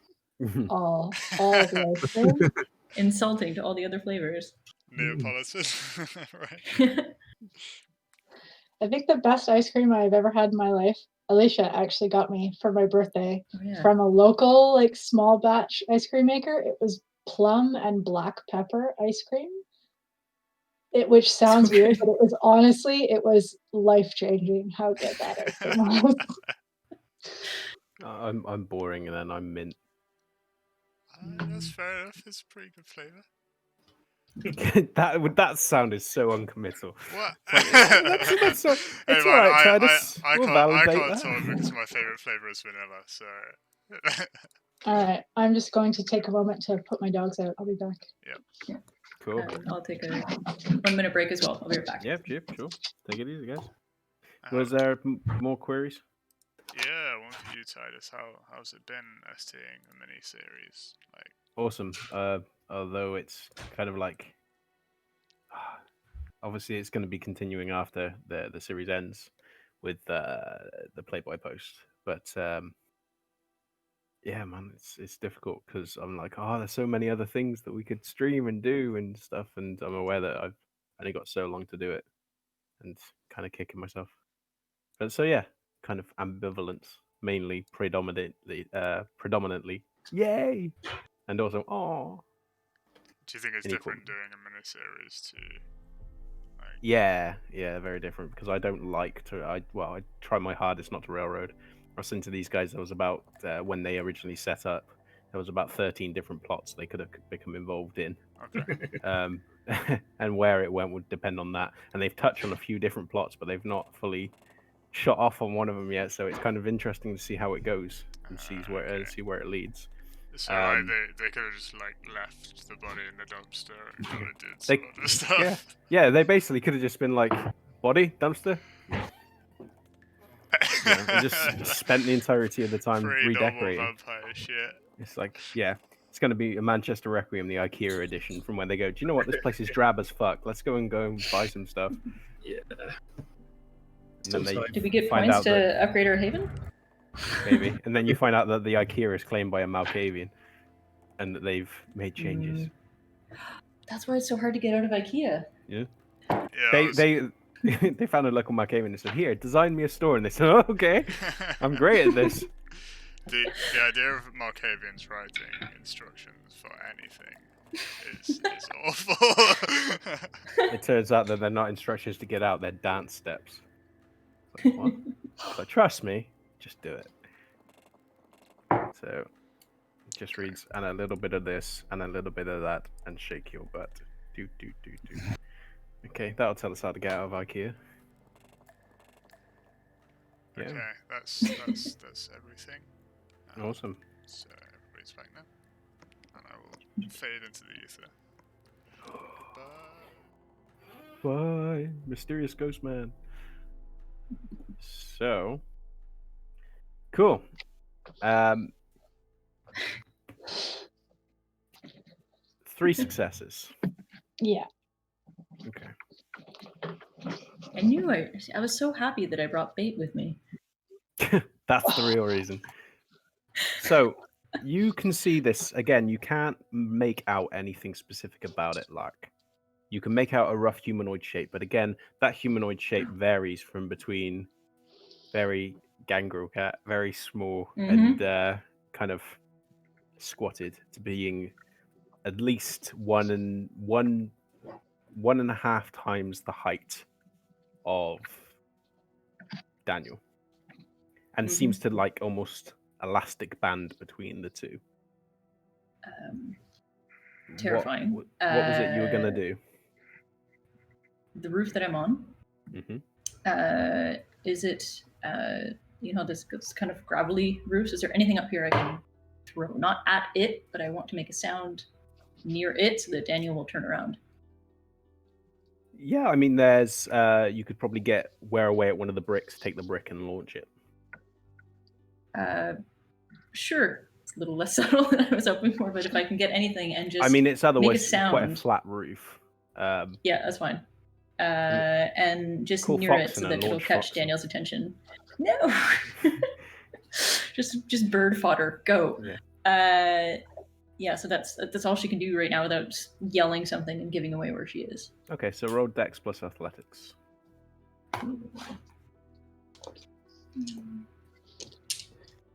Because you could make a sound in the completely wrong place. I mean, fairly athletic. 3. 3? Okay. Mhm. So you managed to get a part of this brick, the outlining of it, not a massive one, but a small enough one, and you just launch it.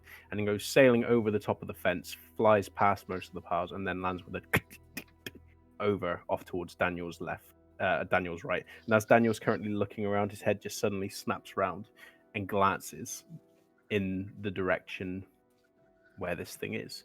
And Daniel just stares.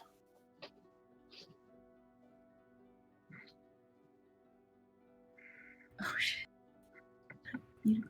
He doesn't see it. No. Oh, fuck. And then the thing which was shifting stops moving.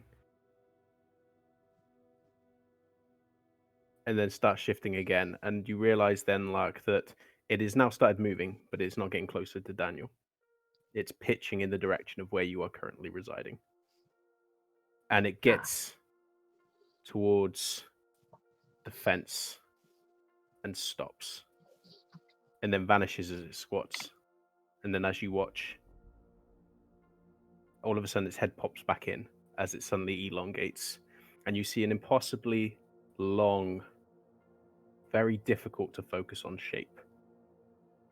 And you move yourself just slowly upon the edge of the roof so you can try and focus on it again. And as you glance over the edge, finally getting yourself into a position to look down, it's not there.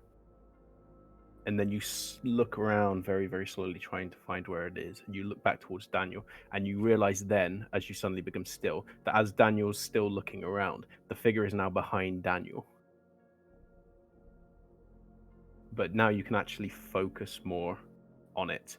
And as Daniel takes a step, it moves, just following his gait in that exaggerated manner. And then Daniel stops and turns and looks. And then Daniel, you suddenly see it. And your body becomes very still. Because what you are staring at is you. Daniel is standing there directly in front of you, just staring at you. And then as you watch, your proportions seem to lengthen, namely your neck and your arms and your torso. And it stares down at you. And then it squats low, and you watch as the smile becomes rictus, the fangs suddenly elongate, the flesh goes pallid, the fingers elongate to claws, and it suddenly squats down, almost like gobbling-like. Again, its eyes still seem to lock on you, and then as it seems to pull itself back up, almost like fluid that's being sucked up into a sponge, it suddenly becomes mid-length, looks at you, and then lifts to the left and takes a step, lifts to the right and takes a step. I need you to roll your willpower again.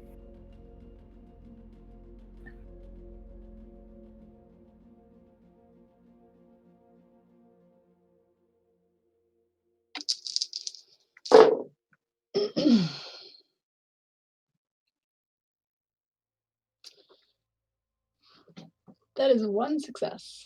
Okay.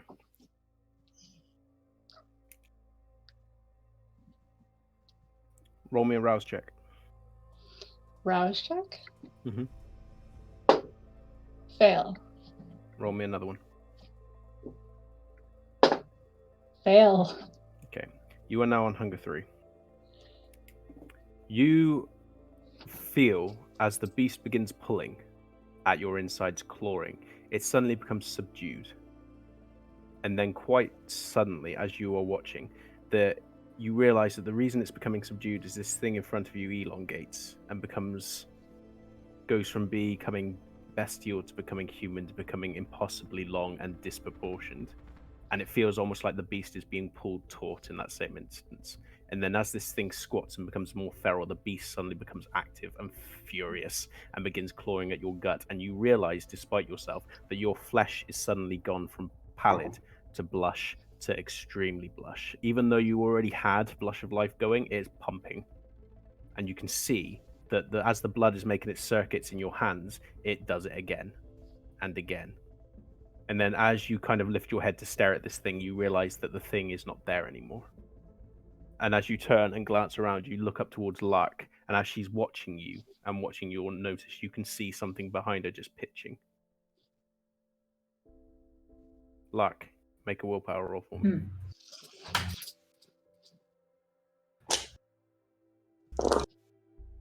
3. Okay.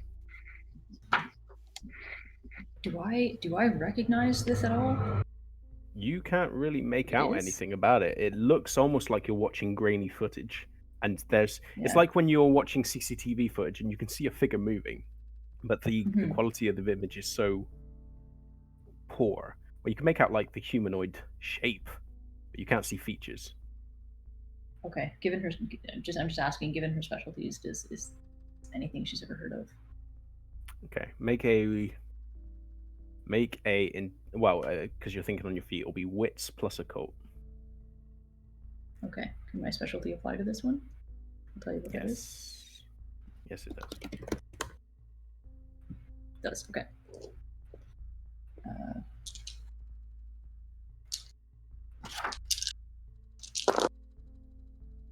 Wow.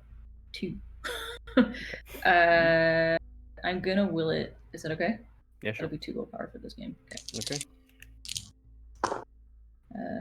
3. Okay. You haven't heard of anything specifically like this. You think that obviously there's a few different folklores that could apply in a loose sense. You're going through different ones. You're thinking doppelgangers. You're thinking spirits. Ones that are anchored to a place. Ones that are anchored to emotion. Different cultures have different types of ones, but you can't seem to cycle through them quickly enough as you're watching this thing getting close to and mirroring the movements, albeit an exaggerating way, of Daniel. And then Daniel suddenly turns, and for the first time, you realize that Daniel's seen it, because Daniel's head stops moving and looking and just stares. Okay. And then all of a sudden, Daniel stops and just turns and then looks up towards you. You get the feeling that this thing is in some way spirit related based upon the mannerisms that you're watching. You don't think it's a physical being. The fact that Daniel couldn't see it, and the fact that it's not really exhibiting any type of things that you'd recognize it to have been a vampire. But you're not sure, without spending more time studying this, what it could be. But now Daniel is staring at you. Okay. Given that I saw it go through the fence, you didn't see it go through the fence. It got to the fence, stopped, crouched down, came up, and then when you moved to get a better look, it wasn't there anymore. It had appeared elsewhere. Great. So she hasn't noticed this behind her? Daniel has. She's going... So Daniel, given that his hunger suddenly just went up by 2 out of nowhere, and that was not like anything he has ever seen, he will probably shout towards her to her look name behind or something her. Else? Probably like, Lark, look behind you. Perfect. Yeah, she will. Okay. Flip around. You turn, and immediately you see yourself standing directly there. It is yourself as you remember yourself being, and mirror to exactly what you're wearing and what you're looking like now. And it's just staring at you. Its expression, your expression, is just plain. Unemotional, nothing, just showing. Almost like you're looking at a reflection when you are blank. Okay. There will be a good few seconds of processing this. When it changed in front of Daniel, did she see it change to look like him, or does she just see the amorphous kind of? It's hard for you to tell. Okay. Oh, what, you? Sorry. Cool. Yeah, did I see it look like Daniel? That's my question. Earlier. No. Or did it just look like noise? No, Okay. it just looked like the blurry object that was moving. And Daniel can't make out Fantastic. the physical features of it either. All he can see is this thing listing slowly. Okay. Not like bending at the waist, it's almost like its full body tilts and then jars. And as Daniel's watching, it becomes taller beyond Lark and then suddenly vanishes. Almost like it's slingshotting down. And as you're watching, your neck, Lark, elongates and arms elongate as yourself stares over you. So she came And then here. this stops Oh god. and just peers down at you. Does it? Huh. Thing is, she came here potentially prepped for a fight, so it's in the back of her head. But she'll raise her hands out. Yeah, Yep. and she will give it a little space and just quietly say, "Won't hurt you."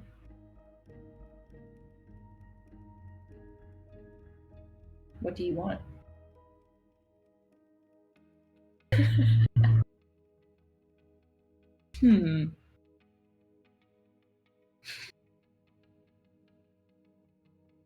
Does it mimic? Lowers its arms and then points. At myself? Either that or something behind you. Check. Nothing behind you. Me.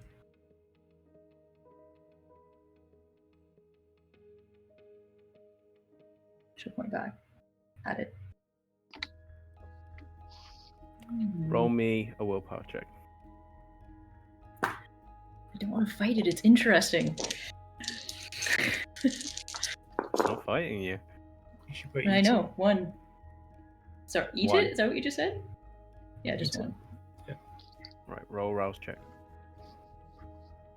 The Night Vale kill your double. Pass. Okay, roll another one.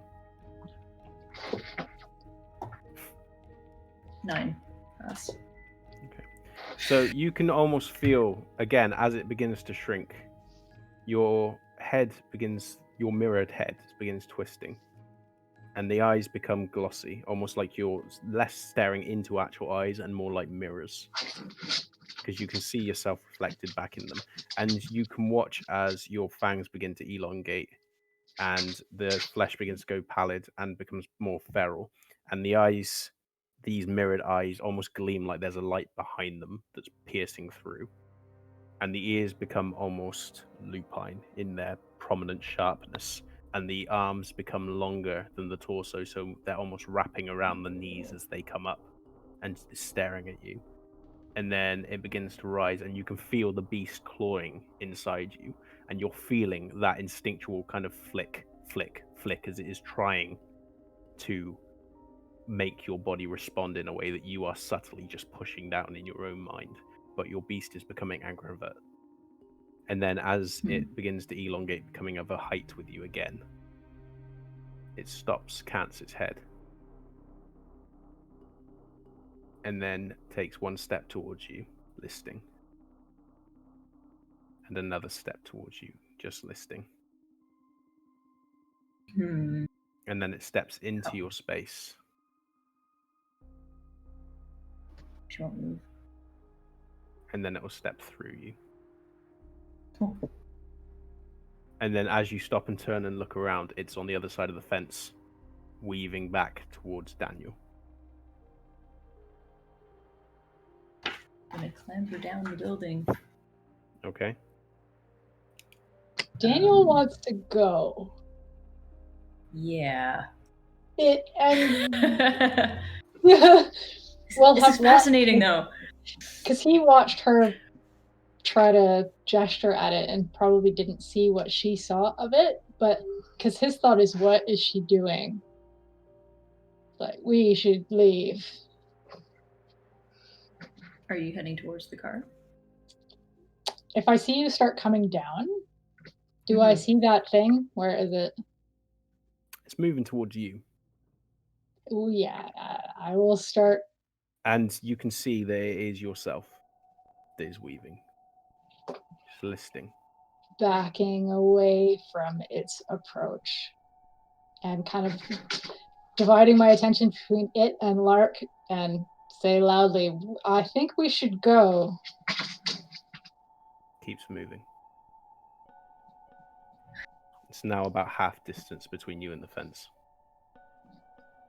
No, I'm gonna... What is Lark doing? I'm watching.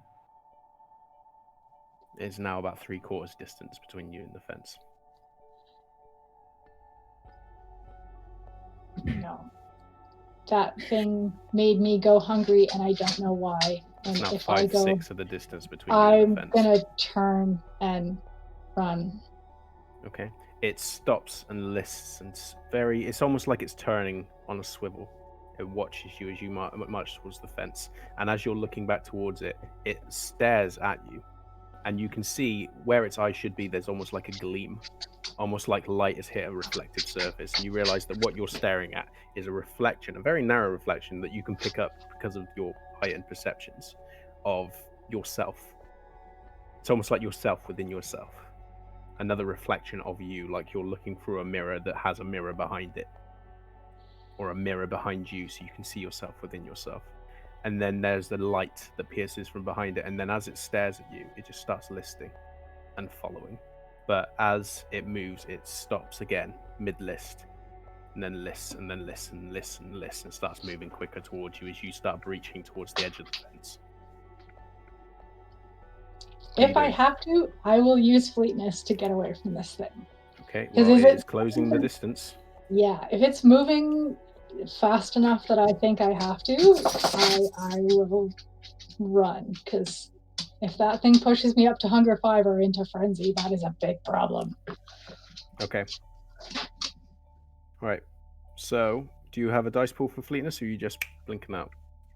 I cannot... what do you mean? I believe it's Dex plus Athletics. Dex plus Athletics. Yep, plus so roll that for me. And I make my rouse check afterwards? After, yeah.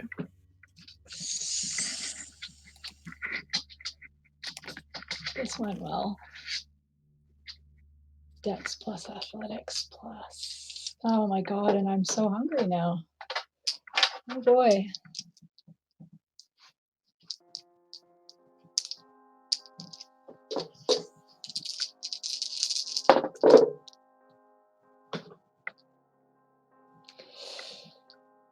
Okay. Well, this is fun. I rolled... This is probably the worst roll I've ever rolled. I rolled 1 success. Mm-hmm. And the rest... I have 2 1s on hunger dice. And a 1 on a normal dice. And a 2. Okay. Right. So, you watch Lark as Daniel moves at an impossible speed towards the gate, and this figure, which was moving slowly, stopped, and then suddenly started twisting and moving, almost like it was gliding across the ground towards them, towards Daniel. Suddenly matches the speed of Daniel moving, and then as Daniel reaches the gate and stops and turns, his mouth suddenly opens, and Daniel lets forth a scream. And it's a scream, Daniel, that you're unaware that you're doing, but you can't seem to make yourself stop. Because as you've turned, this thing, this you, is in place with you. And its hands are on either side of your head, and it is screaming back at you. And then as you finish your scream, you suddenly stop. And your beast is screaming inside. You realize the scream that you were letting forth, at least towards yourself, was coming from inside. Your hunger... I was going to say, I failed my rouse check for fleetness, so one way or another, I'm going up to 4. Yeah, is 4. So, as you stare, and all you can hear is around you, and you're looking instinctively towards these sounds, your head drawn almost like it's pulled at a string towards, and you can see people moving back and forth in the distance, almost like blurry shapes just moving, because you can't focus on details anymore. All you can focus on is what they represent. They represent food, and that's all that you can see and focus on. And as you're turning and watching Lark, you can see that Daniel has suddenly stopped screaming, and other people did look on the street, because you did do a very quick glance, because a scream in the middle of a yard is going to draw attention, and people that have been looking are slowly kind of like walking and still looking back in like, fuck that, I ain't dealing with that shit, lone crazy guy that's screaming at himself, and moving off. And now Daniel is just staring at them. And what are you doing? Do I take it I see the thing that had the, like, I see it with its hands on its... I don't! Okay. Nope, it vanished. Okay. Oh boy. As soon as he stopped screaming, it vanished. Yeah. Okay. She'll take off towards the car. Mm-hmm. Not necessarily strictly towards Daniel. Does he notice... Like, how far is he from the car? Daniel, probably about 2-minute walk. It's not a far distance. You didn't park too far away. Cool. I will... He's much faster than me, so I will run past him and I'll call his name as I go by. Say Dan. Like, yell it to try and catch his attention. It takes a few calls until Daniel's head suddenly snaps around, and you can see that it's almost feline-like in the way that his iris is narrowed and is locking on you, and he is tracking your movement. But then, so Daniel, just for your reference, because this might come up in future roles, okay? Your actual hunger is still 1.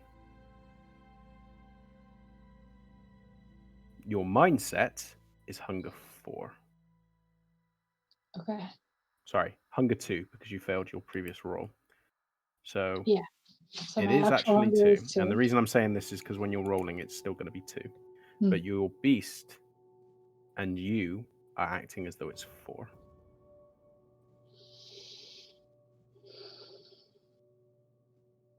Okay. That's only because I'm not there to gently nudge you each time you roll. So you begin beelining after Lark, perhaps in a speed you're less than comfortable with, Lark, until Daniel reaches the vehicle. And then who's driving? It's his vehicle. If he's following, and she'll wait for him to get in. She doesn't... This is interesting, but she realizes we're pressed for time, and this is bizarre as fuck. Yeah, she'll run towards car, but towards the opposite side, to see if you get in. From the body language, out of habit more than anything else, Daniel looks like he's about to get into the driver's seat. He will open the door and then stop, as if he's trying to get a grip on himself, and looks at you and very directly looks at you. Are you hungry? Did it make you hungry? Are you? Yes, I am. You are very keenly aware, Lark, aware that you have probably about 35-40 minutes left. Is that enough time for me to run on foot back to the evening? Sure, or no? If you want to. Because that is a creepy thing to say. Just noting that. She'll look back at you and say, do you have a problem? You look back at her. Or you look back at Daniel. And back at Daniel, I'm still at the car. You're at the car, sorry. Are you yeah. in the car just with before Daniel? just before she took... No, I haven't gotten in. She's just on the Okay. passenger side waiting to see if he was going to drive. Okay, so Daniel, did you get in the car? No. Okay. So as Daniel opens the door, about to move in, he leans in almost as though he's about to get in and stops. And you realize that as he is there about to move in, there's almost like a 2-second delay. Because you see Daniel move and try and lower into it, but Daniel's still there behind the one that lowered, staring at you. And then it follows suit and matches Daniel. And there's almost like a 2-second delay with his movements. Yeah, she's not getting in the car.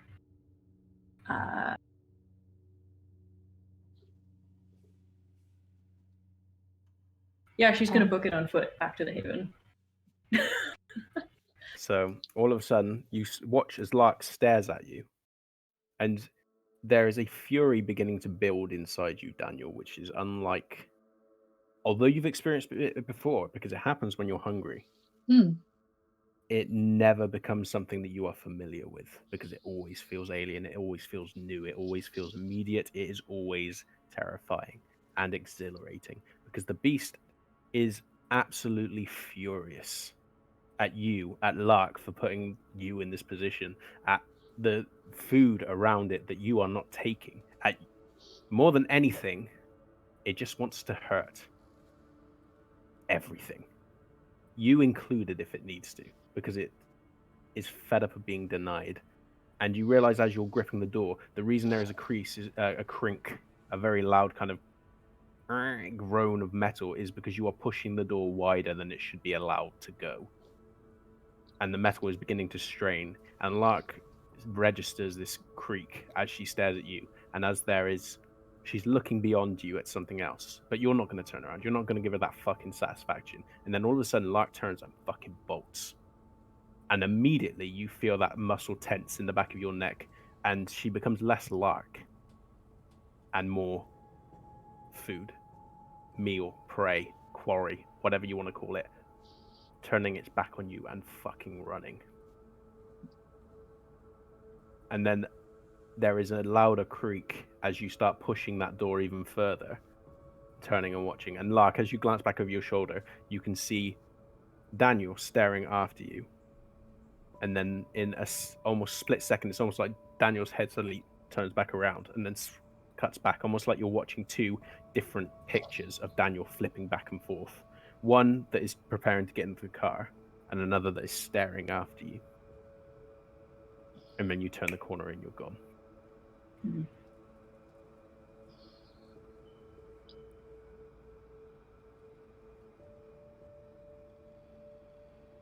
What are you doing, Daniel?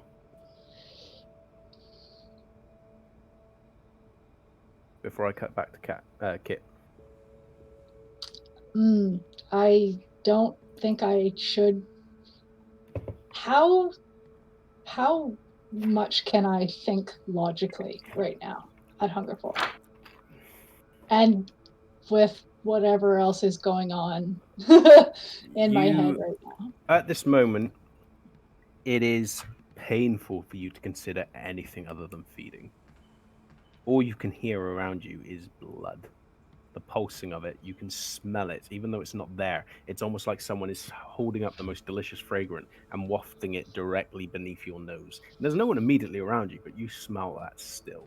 And your head is drawn towards every sound, every noise, almost as though you're expecting to turn around and see the object of your desire there. And it's almost like your eyes are... when you squeezed your eyes so fucking tightly that they become bloodshot, and there's like a pulse of light behind them. It's almost like that, but it's red. And the red just reminds you even more of blood, and every single thing in you is screaming that you are hungry. And then as you watch towards Lark, it's almost like you can smell the trail where she's moved off. So in short, it's difficult for you to think and function. Yeah. Because I don't think I should drive like this, but I don't know how sensible he'd be. To be honest, he wants to run after her, and he is faster than her. But he knows he doesn't have time to hunt right now, because With the approaching dawn, the beast would be as aware of sun coming as hunger, right? Mm-hmm. It's less important to you than feeding. Yeah. It shouldn't be. Because the beast cares more about its own survival than immediate gratification. But Yes. it's not.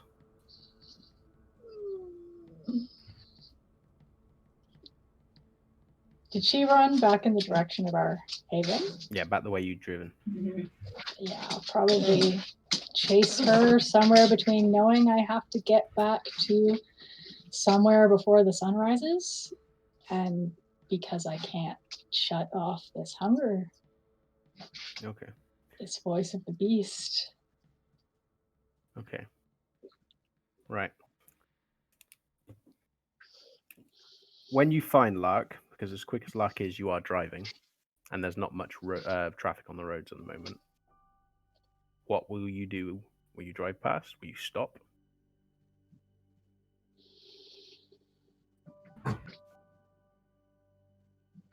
Do I have the willpower to go past her and ignore her and go back You to can the... take a superficial willpower damage to do it if you want. Yeah. Because in the I split guess I- second in which you can stop, you can power on. Or I you will can make try. a roll. Make a roll? Mm-hmm. Like a willpower roll? Yeah. And if you fail it, you'll have to take the damage. Okay, I will make a willpower roll then. Okay, sure. While she's making the roll, Kit, are you doing anything else whilst you are back at your haven? So there's not much time, is there? It's just like half an hour. No, by the time you started getting back, you probably would have had about half an hour-ish. So Kit will probably just get his area in order and make his preparations for The next night? Are the there next any night, key yeah. preparations you're going to be making? It sounds what he needs. He's just going to check that he's got his tools. He'll need to make sure he's got all his decent sort of breaking tools ready. Okay. That kind of thing, I think. Okay, cool. So I'll make a note. So, what did you roll, Daniel? I got one success.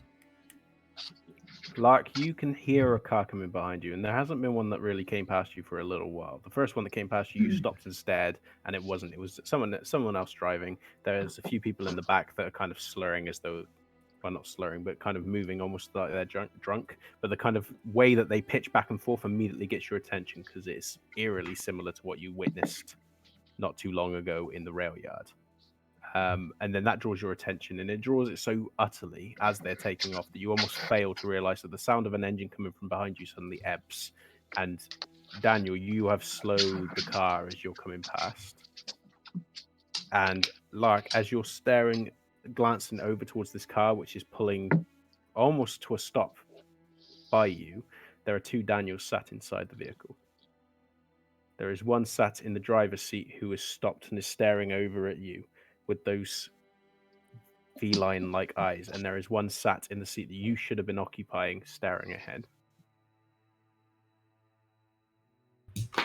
And I assume both are looking at me. No, one staring ahead, one staring at you. Or one's staring. Oh, I see. One's just like this. Sorry. Oh man, there'll be a moment of just morbid curiosity.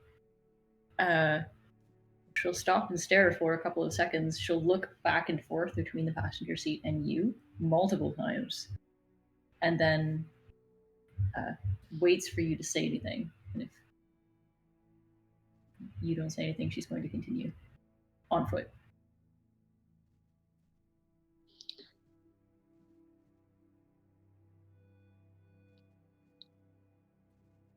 And she's doing this pointedly as though she's clearly looking at something.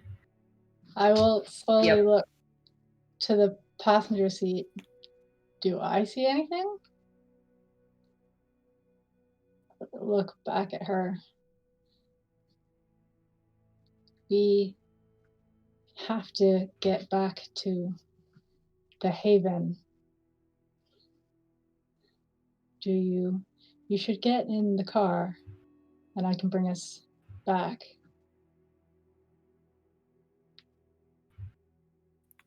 As Daniel says this, the one in the passenger seat turns and stares at you. And again, it's the one that looks as though you're staring through a mirror. Hmm. And Daniel's mouth opens. But what comes out is your voice, Lark. Take me to where you died.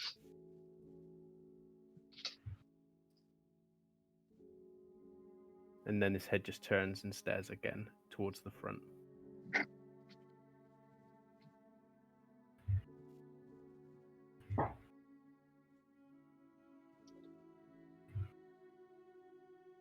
Sorry. She'll again look very pointedly at the passenger seat and then back You to need Daniel. to get moving. Your beast is and growing. she's backing up is what's happening, and she's giving a significant look of worry. And she'll say, Daniel,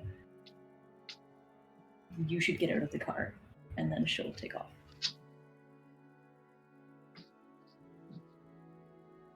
She'd do more, but the freaking sun's coming up. In my current state, I don't think I could take that advice, because to me, it's like, why? It's my car. It's the faster way to get home. I'm angry. I'm hungry. Yeah, no.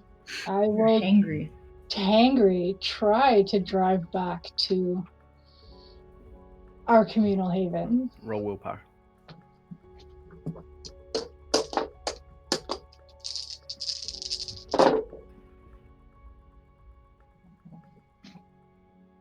Three successes. Okay. So you begin making your way back, and this time with a little bit more focus than before. Mainly because you're so fucking angry that you are just flooring it. And you are going beyond the speed limit, but you don't give two shits. You are making your way back, and you do get back before Lark. And the door is wrenched up as you pull it with no subtlety and step underneath. And Kit, you are aware of the return of your coterie mates as you're doing your last preps because of this jarring noise. And Daniel returns. And about 10 minutes afterwards, Lark reaches as well. And it is very close to sunrise. You can all feel it. It's like you can feel all over your body a sunburn slowly being pressed onto you. All over your body without being able to actually, whilst you are in the dark. And it's a pervasive feeling of pain and the promise thereof. And you recluse yourself into the dark areas of where you are. And is there anything else anyone's going to try and do in the last 15 minutes? No. While going into his own area of that haven, Daniel would probably slam the door, just given the state that he's in. Angrily return, sharp, jerky movements, slam the door very loudly. Okay. And Lark, or Kit rather, what do you have all specs, Kit? Yes. You have sight, heightened senses, right? Yes. So, Do you have see the unseen? No. Okay, cool. Lark, you've made your return after Daniel's made it, and initially you stop short of your haven and stare, because there is Daniel standing outside the door, and you pause, wondering whether or not he's waited for you.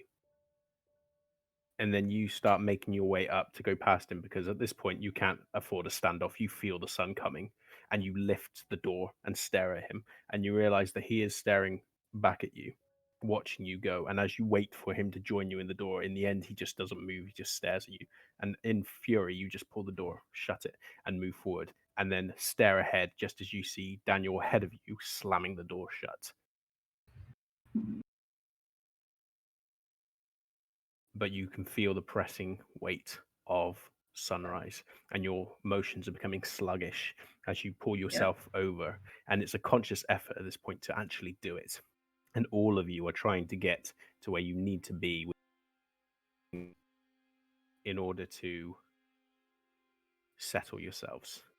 And then your legs stop moving, and then your arms stop moving, and then you just stop.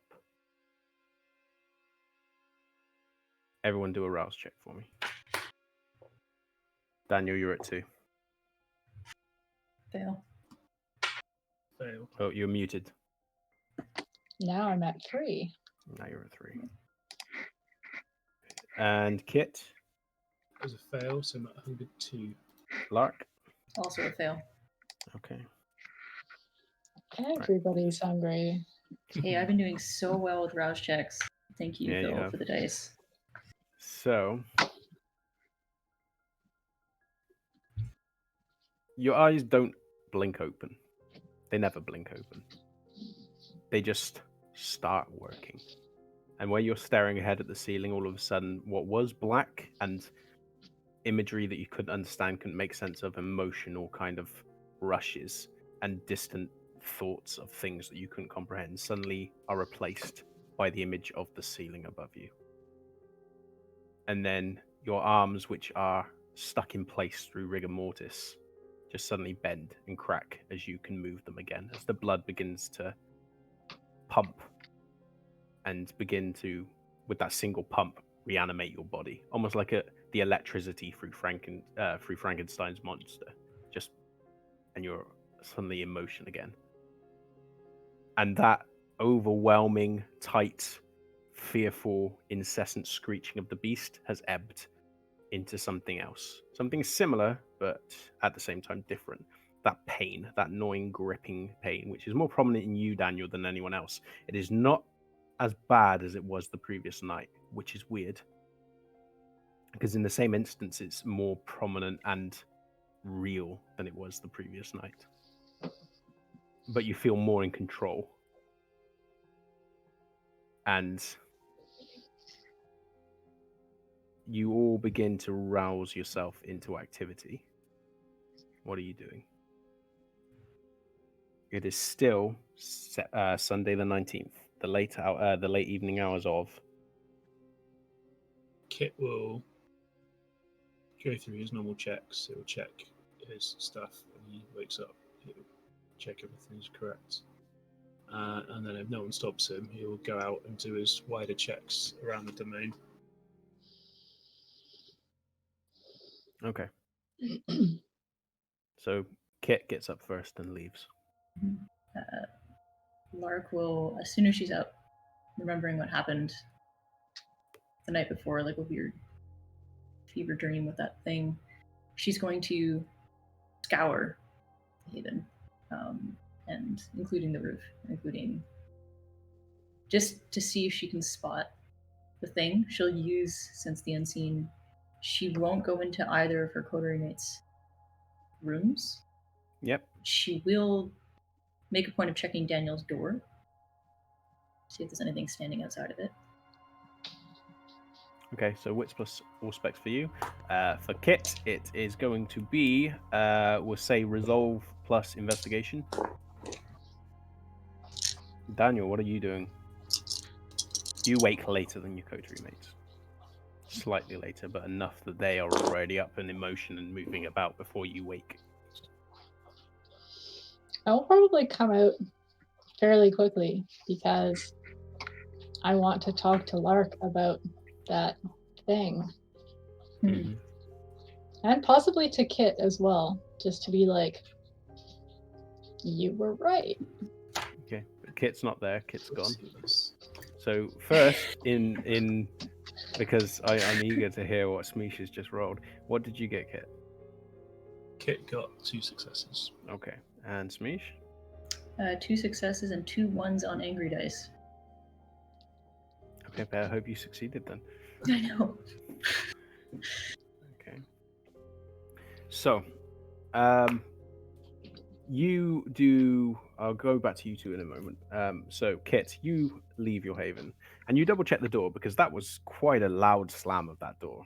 the previous night, and it was loud opening. These you're saddled with people that are loud, Kit, and they're not normally loud, so it doesn't make sense, and you don't like it because it's not in pattern with what you're used to. But you double check it, and the door itself is held, and you begin on your usual route. You begin making all your usual checks, and there's a moment of anticipation that hits you before you go back down to the dumpster and your stones. And you double check them carefully twice, and you're happy that it's still in place. Your lock is still there, but the key's no longer in it. So it's still locked, it's still closed. But the rocks have been moved from where the bin was pushed up against the wall, but that's what you were anticipating anyway, because the previous night you didn't have time to go and set them again. So the dumpster is up against the wall. Okay. Go on. If he's got a second key for that lock, then If you brought, because you got stuff ready, didn't you, the previous night? So you probably would have brought an extra one with you. So he'll check inside the dumpster just in case.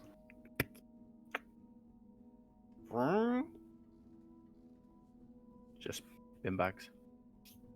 So he'll spend a bit of time looking at the lid of the dumpster and wondering how he can fix that properly as well.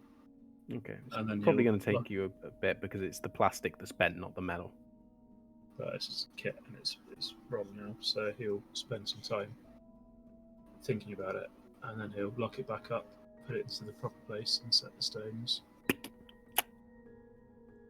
Okay, and then begin pacing them one after the other, very carefully, very, very methodically, until you are happy that they're back in place. Although it does require you to shift the bin away from the wall from where they put it in order to actually block the access. Which, if you weren't so fixated on making sure it was the same thing, small part of you must have wondered that it must be an ongoing mystery with the takeaway. That they're like, who keeps putting the fucking bin in the middle? Guys, leave it against the wall! And going back in, and they're like, well, we did. Crazy bastard. But you don't care about that. You just set it. And in a position enough that anyone coming through would have to disturb it, reset the stones. And then you continue on your way. And the rest of the route that you do is exactly how you left it. There is no other interruptions, there's no changes that you've noticed, and by the time you manage to get back and do a full circuit, you're confident that nothing's been disturbed. Is there anything else you wanted to check on your way? To probably go and feed again. Okay. Just so he's as ready as he can be for going and spying on Arcs. Are you going to the same, I'm assuming the same method, but are you going to the same place? Still within domain, but a different place. Okay, yeah, so make your roll. So, what roll is it? It'll be Dex plus Stealth, Dex plus whichever one you got your specialty in. Larceny? Larceny's better. Yeah. So larceny plus B&E, because you're going to be breaking in. But it's worth noting, difficulty is going to be higher because you're doing it earlier in the evening. People will be up and about. Yeah. Even on a Sunday. Fine. That's 1, 2, 3, 4, 5 successes. Okay. It takes you a little bit of time to try and scope it out because quite a few of the places that you would normally approach, the ones that would normally draw your attention because getting into them is pretty easy. You can see movement inside. You can see lights going. You can see people coming in and out of the building, either coming out to put the rubbish out or, going in.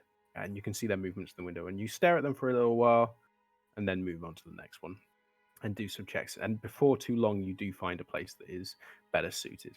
But you are certain that it is better suited because the one who is active within the house, you see them moving out. You can see them taking some boxes and stuff and moving over towards the car. They slam the door and then take off. And then as you watch this house, the light that was on in the bathroom flicks out. Or the bedroom flicks out. And you wait. And then you approach and you begin and open up the door. Ever listening for the sound of an animal, for the sound of children, for the sound of someone else. And you don't hear anything, so you begin making your way in. and you can see that a young woman is led on the bed and looks like she is, based upon the dampness in the cheeks, based upon the disarray in the room, and what you just watched, it's probably just finished with a breakup of some form. But whatever exhaustion she's gone through, it's taken her out and she is asleep by the time you get there. So you make your approach and you begin feeding. How much are you going to take? Just one. Okay. So knock yourself down to 1. Then once you've finished, Lick the wounds closed and lick the wounds get closed back out. and step back out, reclosing the door, Reclose it, lock it after me. Yep. and step off again and make your way back towards the haven. Daniel, when you woke up and you came out looking, you found Lark not too far away from your door observing it. Lark, when you were doing your rounds, you didn't notice anything. If there is anything there unseen, it's either better at hiding than you are at seeing it, or it's just not there. And you hear the sound of movement as Daniel opens up his door and steps out. And the eyes are different than they were the previous night, and you're muted. Yeah, probably fairly stiff posture, just carefully observing you.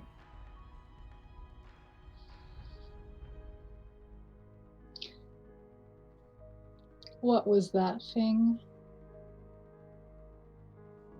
I don't know. She has a bit of a grin on her face as she's thinking about this. What are you smiling at?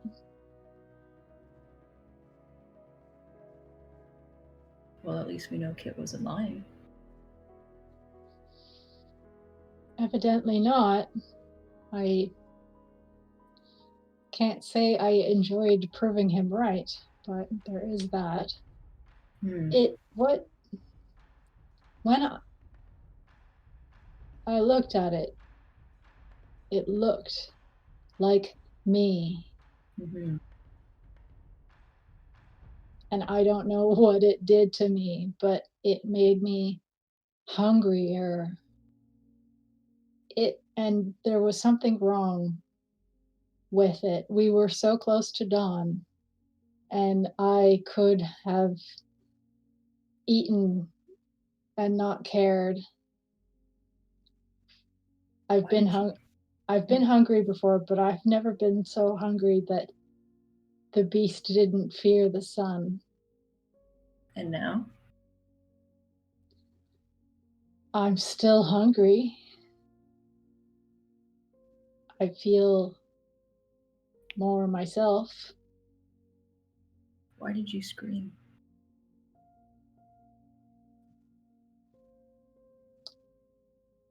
When I screamed, ST, Mm-hmm. was I aware that I was screaming, or did I just see that thing screaming at me? You saw it screaming at you. Although you did scream, it felt more like it was the beast screaming. It's like you didn't register the movements of your mouth or the scream coming out of it. It's more like what you did hear was you screaming, but because you were staring at yourself doing it, you didn't. It wasn't like a conscious thing that you were doing it yourself. It's a weird thing where you're aware that there was a scream, you're aware it was you doing it, but you're detached from the moment when it happened. It's like you were observing it as a third person rather than as yourself, which in some ways you were. I don't know. It held me, and it screamed, or I screamed. I only saw you. I don't know. Pardon? Because it vanished after that, right? Or did I see it Yeah, when it was... the moment the scream crossed ended, over? it vanished. Oh, I see. Okay. Sorry. It was like you were watching it in one frame of a CCTV footage, and then Yeah. the next it's just gone. Have you ever heard of anything like this before? No, not based on the role that you did. Yeah, I'm asking Daniel. No, sorry. Yeah. Have I heard anything like this before? Do you have a cult? No. Nope. Your forte has been the realities and the facts of Kindred society, things you know to be important. Yeah. By the time Daniel's woken and by the time Kit's finished her check, Mhm. Lark's finished her check, Kit would be returning. So the door would be going, Okay. lifting behind as Kit returns, as you two are having this discussion. Okay. She'll turn around when Kit arrives and give him kind of a tiny crooked grin. And firstly, she'll ask, "Is everything all right?" Yes, fine. I know where the cook stays, so it seems like a good place to check first. When you're Oh. ready. That's what we're doing tonight, isn't it? Is it? Thank I you for well, that's what we said last night. We said we would go and look. He has friends too, a creepy guy and someone called Mary. his coterie, if the anarchs still call themselves that. Both defectors like him, from what I understand. How far is it from here? Can you remember the road names? No, I didn't write them down. I don't remember the Carlton cheeky flyer. and Yeah, Tarleton Street, Penstroke Close were the two that was mentioned to you, which are they're southeast from where your domain is. Be about a 20-minute walk, if that, depending on how careful you'll be. I think it would say 20 minutes, half an hour if we're really careful. So I will show you guys on the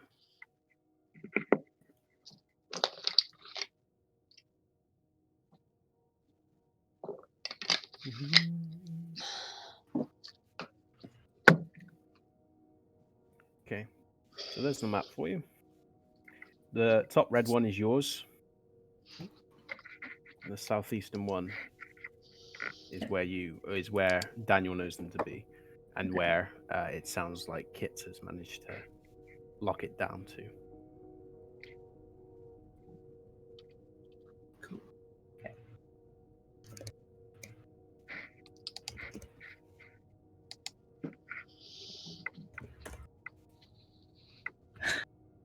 How are we going to do this? Are we just going to see if they're there? See if they're there, see what's around that we could use. Okay. We need to do something to them, don't we? To end this, we need to find something that we can use.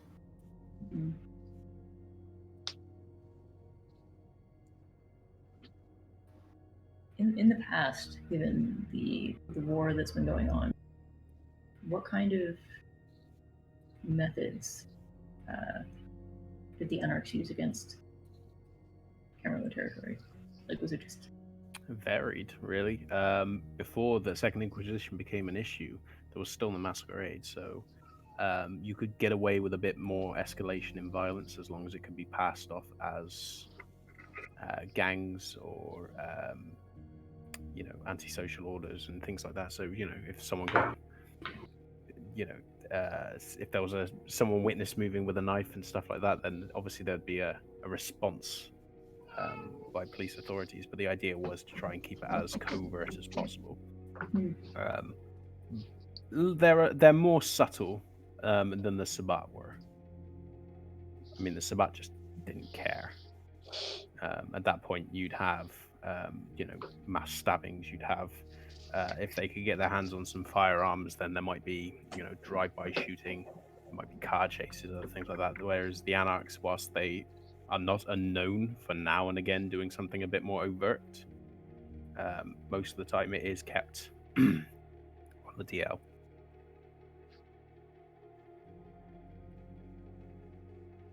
We need to know what we Especially do. given that both Carmine and Madison are strict on keeping out of the attention of the SI.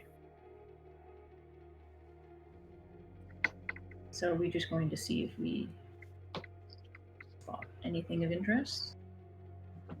Because we don't have a plan otherwise. No, but we need a plan, and to plan we need to know where they are, what they do, all this sort of stuff. Okay. Okay. What do you want to do to them? Okay, we'll look at Daniel mostly when he says this. Needs to be enough to make them stop.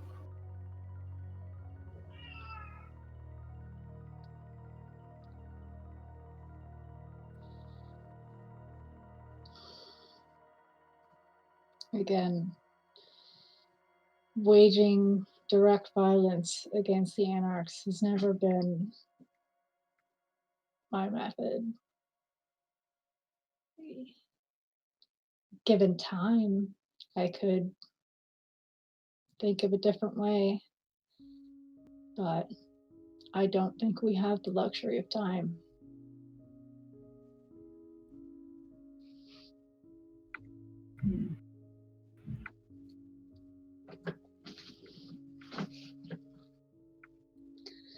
Assuming they do have that ghoul somewhere in their domain, which they may not, and may not even be in the cooks, where you found out that he was living, but you may find something useful. Do you know what kind of a building it is? It used to be a fish and chip shop. It's just boarded up now. So I'm told anyway. We obviously haven't looked yet.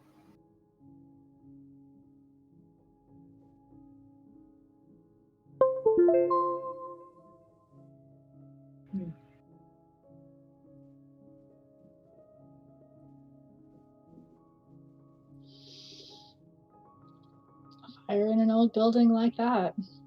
I don't know if Kine or mortal authorities would look too hard at it. Assume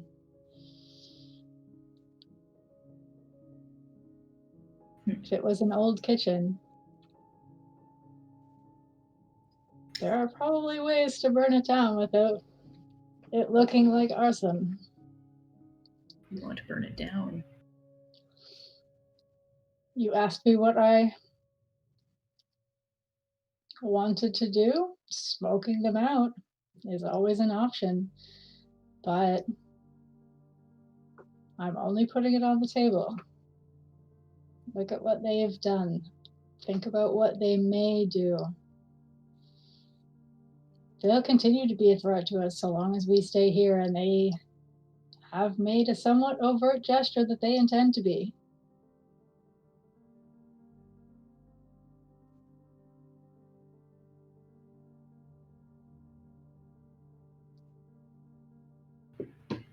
I'm not saying we should, or that we will. I'm saying that it is an option. If only to deny them their safe place for now. Well, if they are staying there, then at least we know where they are staying. If we destroy it, then they could stay anywhere. That's true. It doesn't end it if we do that. It just makes on to the next move.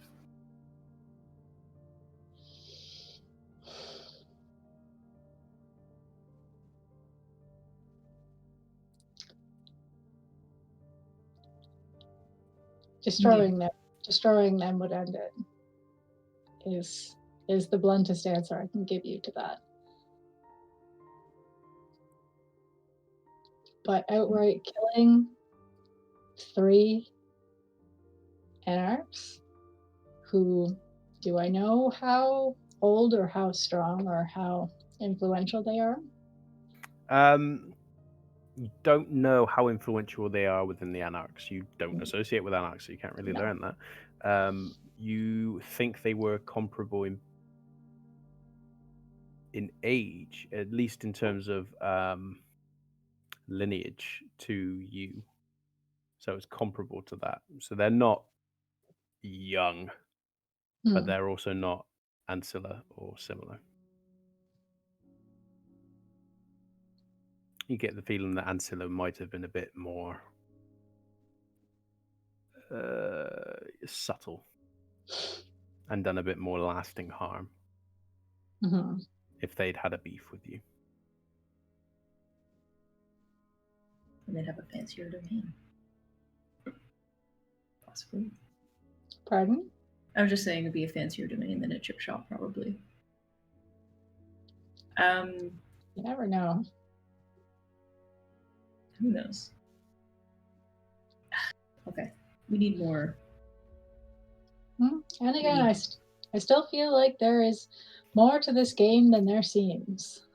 Feels like an odd pot shot across the bow to simply dump a dead ghoul in our territory.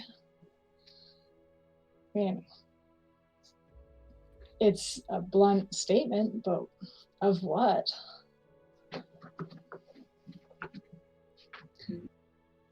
That they could enter our domain, that they can abduct ghouls from the kindred within this city? I'm not entirely certain I understand what they're getting at with all of this. I don't know either. I don't like it because they know more about us than we do them. It was Kit's dumpster. That is true. Well then, are we doing this tonight? Are we going to see what we can see? As you say, they know more about us than we know about them, so evening that scale is a start. Kit, sorry? It's what we decided, wasn't it? That we would go and see. We can go. How are we doing this? Carefully. I don't want to be seen. Yeah. We can get Right. near, okay, then I can sneak up closer and we might make decisions when we see where the best way of maybe looking inside is. Okay.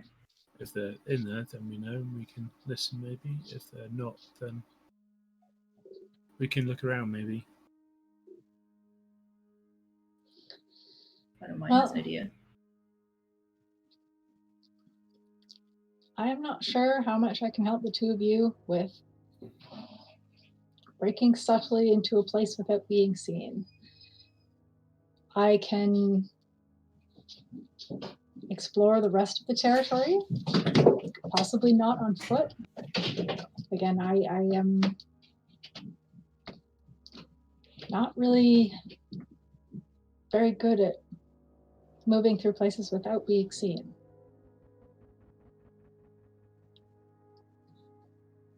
So the most I can do to help you is be in the area. I can offer you a quick getaway. Okay. Okay. Well, that's If your goal is to simply get in and get out without being seen, or to scout the area without being seen, because I'll be no help to you and more detriment than assistance. let's go then before it gets too late. Okay, so you're gonna. Kit will just check he's got his stuff, his lockpicks and his knife and things. Okay, is there anything else you guys are taking? Lockpicks, knife, Lark always has her knife on her. another That's knife. it. Daniel?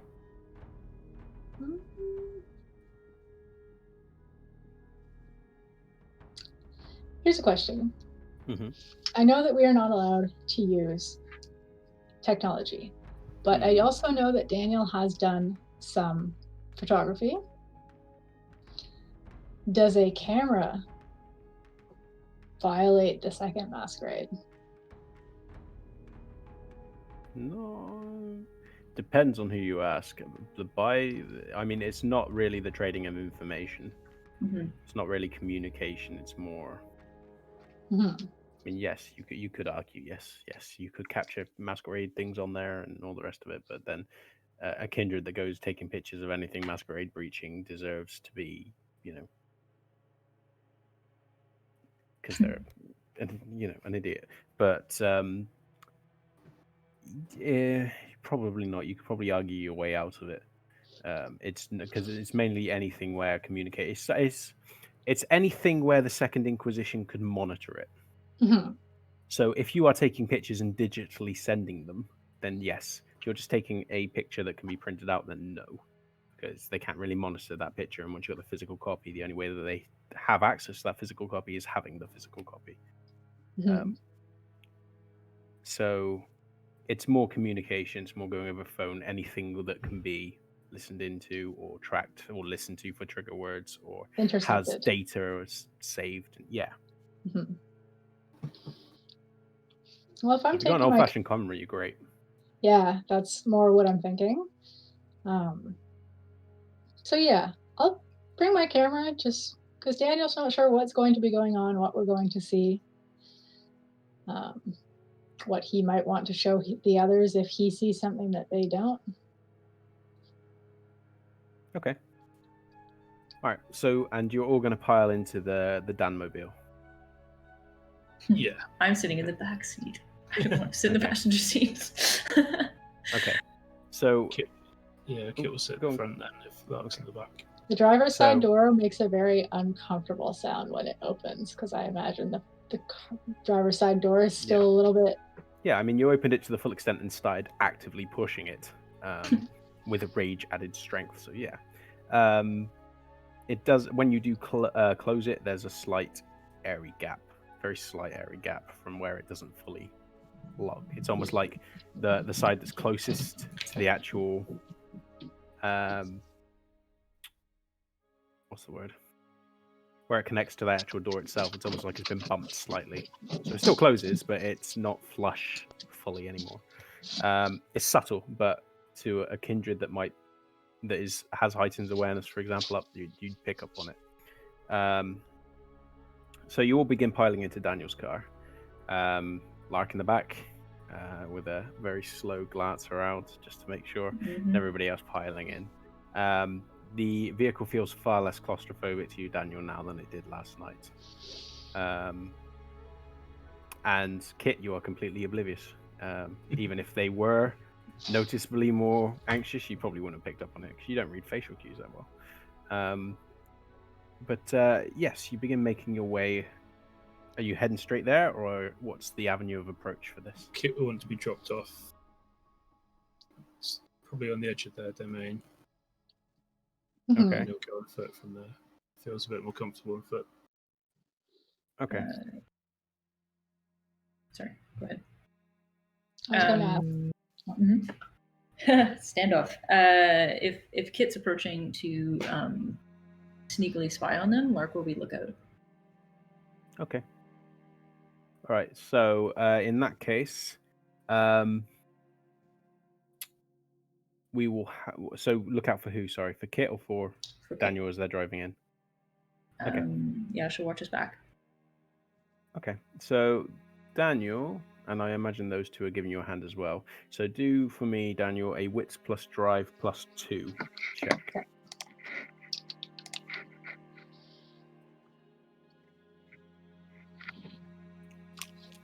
You know what the fun part about this is? What?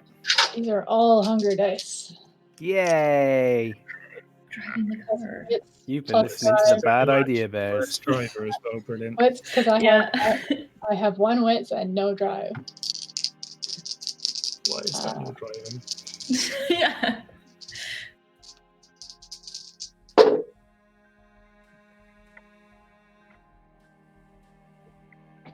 That is 2 successes.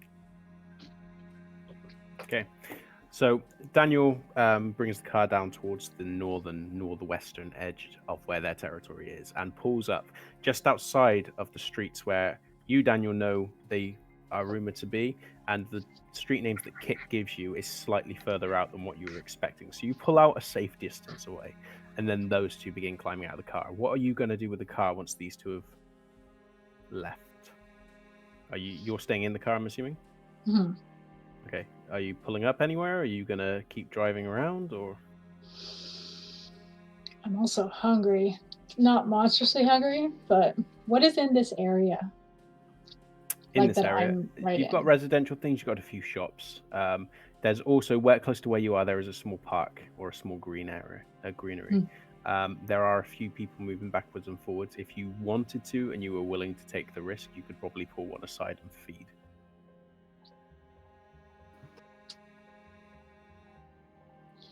A park. Is the park outside of what I presume is Anarch territory? Yes. So if you're looking at the map I sent you, where the red circle ends, Yeah. you've got the Wilson Street and the Polygon Avenue green area, and then opposite that you got another one. So you'd be looking between those two. So you'd be skirting the territory. Okay. Do you want to do that before I begin with the others? No, go ahead with the others. For now, Daniel will park his car near there and sort of probably keep an eye on people, see how busy the park is. He's not much of a grab and feed type, so this is out of his usual comfort zone, so he'd probably watch before trying If it something. makes you feel better, the beast is very comfortable with that idea. But those two begin splintering away, and between the two of them start making their way further into the domain. They start making their after branching off from you, they start making their way down the Greenwich Street and moving off in the direction that they're going. Can you both do me? What method are you going to try doing to remain innocuous? Kit will unnoticed? find somewhere shady and activate unseen passage. Cool. And Lark?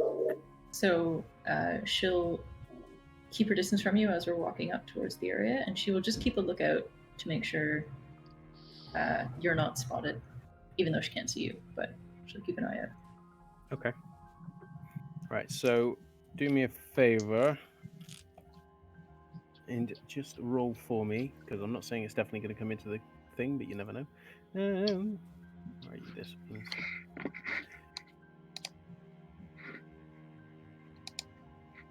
She's also going to be mildly on the lookout for a weird thing following us. Paranoia begins. A second Daniel. Yeah, just following at a distance. Just always.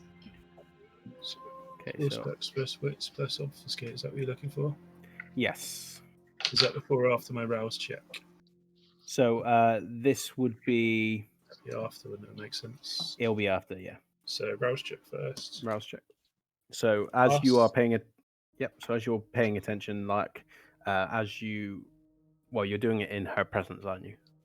Are you going to blink out when she's paying attention to something else, or are you going to blink out in front of her? Kit will Because it's going to dictate. Yeah, it's going to dictate whether or not she needs to make a contested roll to see you. I hope do it when she's paying attention, and I think so she can see. Okay.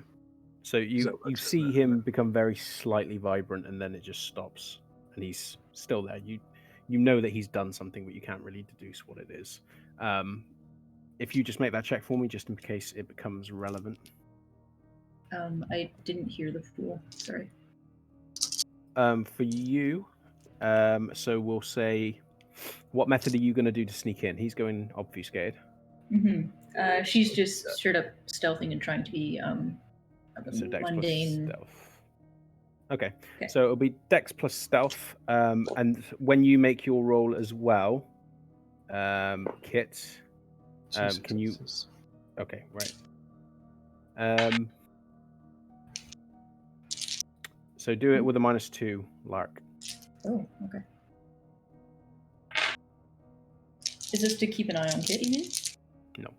No, okay. -2. This is for you moving in. Hey, you're not the only guys that can have security measures in your domain. I know. It's 2 and a 1 and an angry guy. Okay. So the moment that Kit vanishes, or not vanishes to you, but you know that he's done something because he adopts a different kind of stance. His body seems to just move of its own accord in a way that's unfamiliar to Kit because it's the beast pushing out with the power.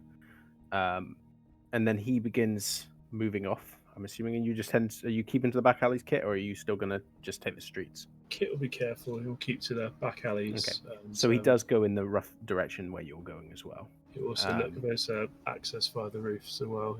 He'll be aside from going into buildings, it's going to be difficult for you to do it because most fire escapes bring you down internally, not externally in these. So you're making your way through the back streets, cutting across where you can, slowly edging towards the eastern part of the domain where you know that this fish and chip shop is to be found. And there's quite a few people moving back and forth, a few people heading in the direction of the park. The work day's over. First day of the week is over. So a number of people are out and about in this early part of the evening because it's probably about as active as they're going to get before they turn in earlier, especially those poor individuals that did go out drinking the previous night and haven't fully recovered. So you are making your way past all these people, moving through these streets. Before we go through it, or if we're passing people, she's going to blush. Cool. Roll for me. Just don't want to get caught. It's an 8. Awesome. So you, as you're moving off, Kit can see out the corner of your eye that this grey pallor just suddenly brightens and then softens because it's the initial rush and very blush, almost like you've been out in the cold where your cheeks have just gone really vibrant red, and then it dilates and it just becomes a normal, sickly and yet human-looking blush as Lark follows you between one street to the next. And you can see in the distance the location you're heading towards because it has this the sign up on the wall, and it's accompanied by a bit of art that's hanging out, and it looks to be an image of Friar Tuck enjoying a large amount of chips and fish, and it just says the cheeky friar. The place looks as though it's been closed for a while. There is a to let sign that is in the window that has a number across it, but it takes one or two of you, or it takes rather Lark and Kit a moment. It's Kit that picks this up first. Is that the number on there is one too many? It's not something that you'd originally note, but it's something where if someone did try to call it, then their phone would automatically not actually get through to a number. So it's obviously a false advertisement. And as you perceive the place, you look beyond, you can see the window, you can see the actual counter where they'd normally serve the food there. You can see the old menu, which looks as though it had like a back illumination that would turn on when the shop was open, but it's currently dulled. And you can only make out the quite faded menu that was for this place. So it's quite a while ago that it was closed. But you can't hear anything inside. You can't see anyone inside. Are the upstairs windows, are they blacked out, or are they? They're not blacked out. There are 3 windows that you can see. Sorry, 2 windows that you can see above the chip shop. And they are not blacked out. Okay. Is it a flat roof, or is it a... It is a flat roof, yeah. Is there a obvious external way up? Not that you can see from your side. Based upon the fact that you know that there's a place above this chip shop and general ways that shop residential things tend to work in some places, it's likely that the actual way to get into this flat is through the actual store, probably through the back and through the kitchen area. Yeah. So in theory, you should be able to access through the back. So Kit will circle round to the back of it and see what the back side of the shop looks like. Okay, are you going as well, Lark, or are you going to watch and linger? I'm keeping an eye out. Okay, so do me a wits plus awareness roll. And you can do the same, Kit.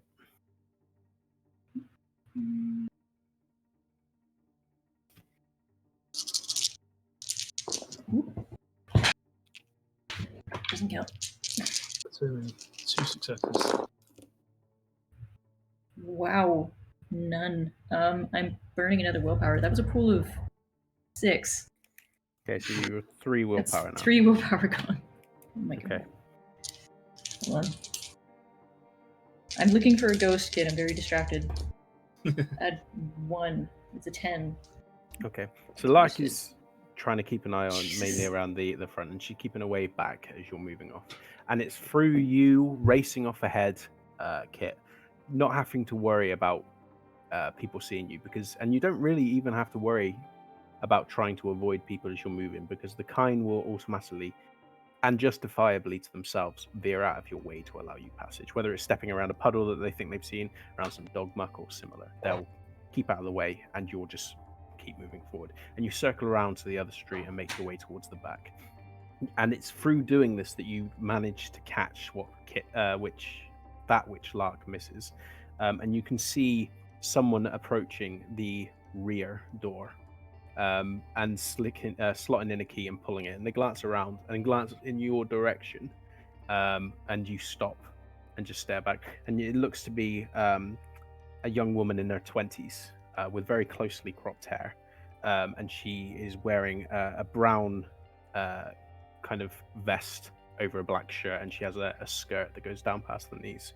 She stops, stares past you, and then steps inside and pulls the door shut. And she has a carrier bag with her when she goes in.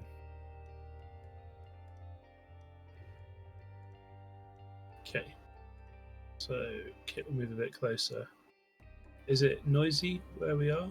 Is it something you can Not try and use for overwhelmingly.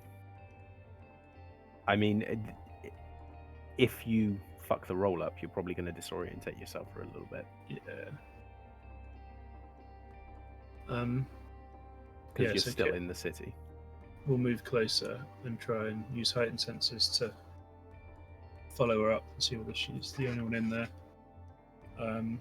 Doesn't really want to break in right at the moment. But Okay, so So Lark it's- starts coming around the corner. Are you staying around the front, sorry, Lark, or are you following him around back? I'm not following him in. I am making sure that. But you're the still following surrounding so you area. can see him. Yeah, I'm going to try and keep him in my sights.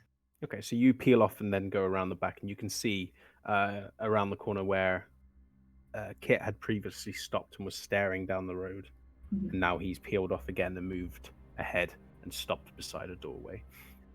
So yeah, roll wits plus awareness plus all specs for me. And you just do wits plus awareness for me, unless you have all specs as well, Lark. I do. Do you have heightened senses? No. Then don't add all specs. Okay. Daniel, while this is going on, what are you doing? Well, I'm looking forward to this. Go on. Yeah, I will have been keeping an eye on that park. Okay. Is it busy?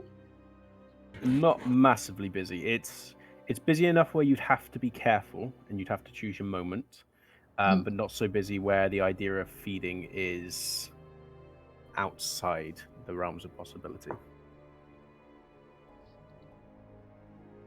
And yes. Okay. So what method are you going to use? Okay, so stealth hunting is not generally my way of doing this. I'm more of a social hunter.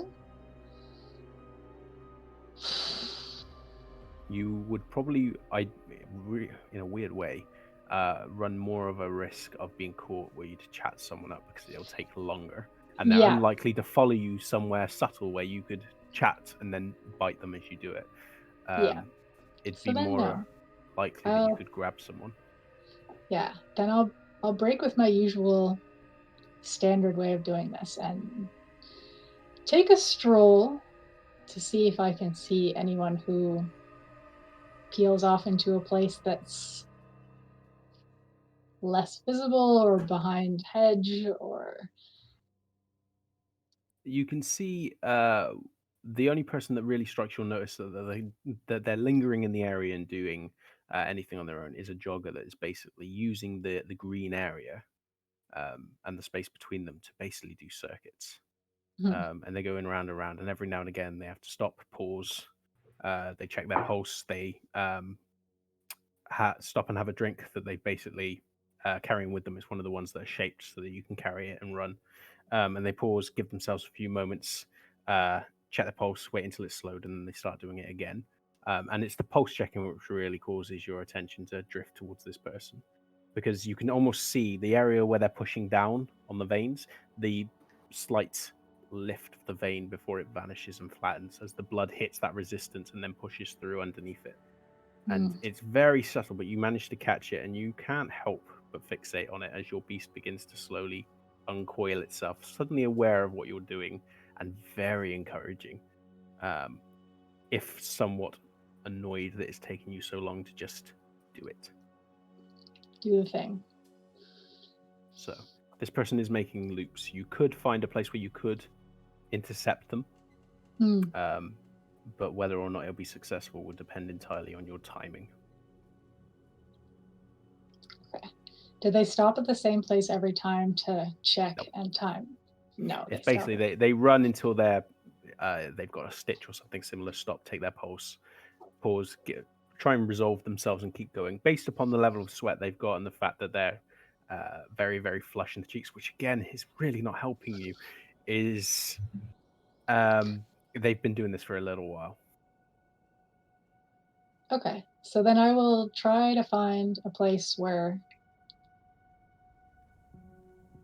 as you say, choose my moment, because I feel like the best, since they are so engaged in what they are doing, and the longer you do a thing, the less attention you're paying to anything else. Yeah. If I could place myself such that if they pass and I can get them once they've passed and they're focusing on going forward. There is two buildings towards the southwestern end of Winslow Street, which is the edge of the greenery, which they do loop around. Every now and again, they go on one side of the road, the other way. The next time they go around, when they're reaching that point where they're close to stopping, their run cycle slightly widens as they're less likely to take a sharper turn and keep to the road. They tend to veer around. And on those few moments, they cut close to the gap between those two buildings, which is probably the best opportune moment for you to do it. So to do this is going to be strength plus stealth, or strength plus brawl. It's your choice which.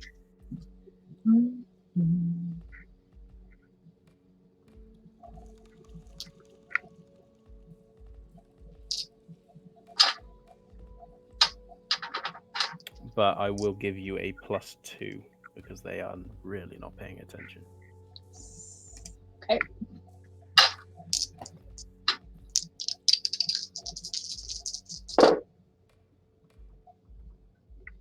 I'm gonna spend a willpower. Cool. Much better.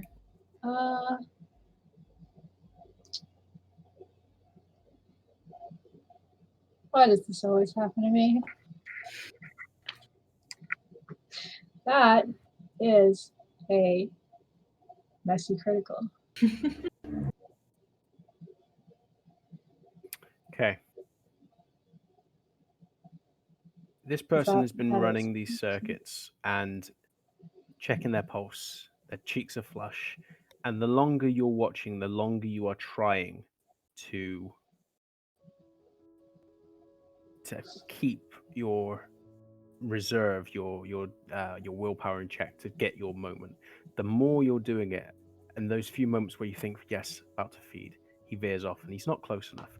And all you can feel is that irritation, both your own and your beast's, building and building and building. And you're getting angrier and angrier at this individual because they are not making this easy for you. And although there's no possible way they could know they're inconveniencing you, and there's no possible way they'd ever give a shit well, they would give a shit, but not in the way you'd like them to, if they knew.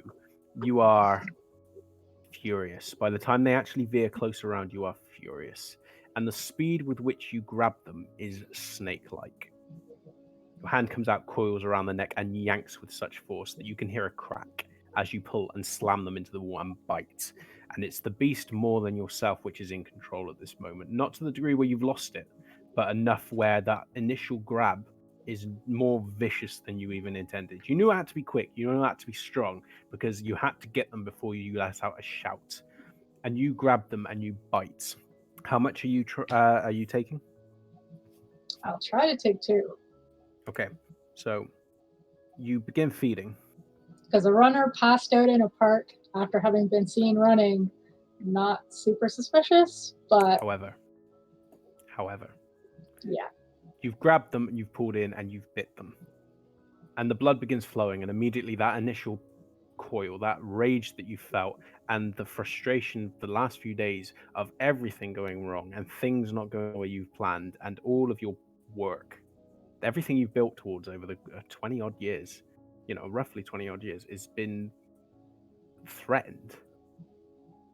And all of that coiled together is adding fuel to your beast. And although your beast is potent, it is beginning to slowly become subdued by the pull of the blood and the satisfaction it's gaining from it. And even though you are losing yourself to the ecstasy of your kiss, you still manage to pull away in time.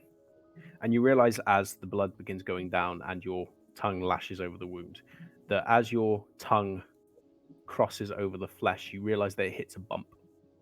And then as you manage to kind of get rid of that haze, you realize that the reason why this individual wasn't moaning in the middle of the feed is because when you slam them against the wall, you have snapped shut the windpipe and they are suffocating. Now, you've got a life-threatening situation on your hands, but the longer you are here, the more likely it is you're going to be seen. So you can have a quick think about what you're going to do while we cut back to these two. Does Jogger have a small dog? Sorry? Don't tempt me. Leave the dog, and then the dog starts eating them. Good job, Fido. Clear the evidence. Yeah, you're making your way towards the fish shop entrance. What did you roll? This was the heightened senses roll, and I have got 8 successes, which is a messy crit. Okay, so We're doing so good, guys. I hear everything. Oh no. You can hear. It's almost like that you managed to keep the rest of the sounds of the city at bay, and you don't even pay attention to Lark, although you know she's approaching. She's being very, very quiet in the way that she's moving, but you can still hear her, and you're listening, and you can hear the soft treads of the woman that you've seen ascending this stairs, and the stairs goes up. So based upon the immediacy of footsteps hitting stairs, you're guessing that the internal door doesn't go through the chip shop like you originally thought. The actual door cuts and goes straight up a stairway, and you can hear 2 other voices, and then a third voice, and then the woman's voice. You can hear from what they're saying 3 names being spoken: Colin, Winslow, and Maria.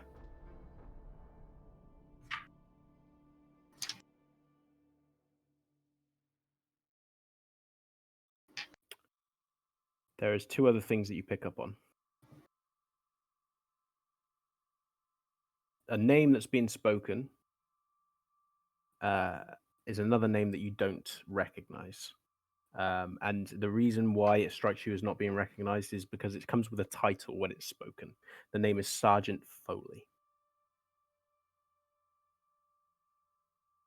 But the other thing that gets your attention is Second Inquisition.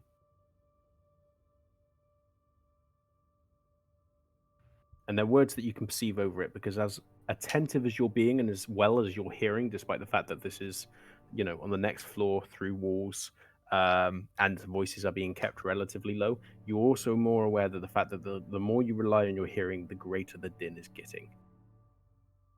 And it gets to the point where, as strong a win as this was for you, in the sense you're managing to pick things up, you begin feeling a very, very strong, incessant pain going through your head, almost like someone is driving nails through your ears. as the effort it's taking to block out everything else is suddenly becoming overwhelming. So, I need you to roll me a willpower check. Okay.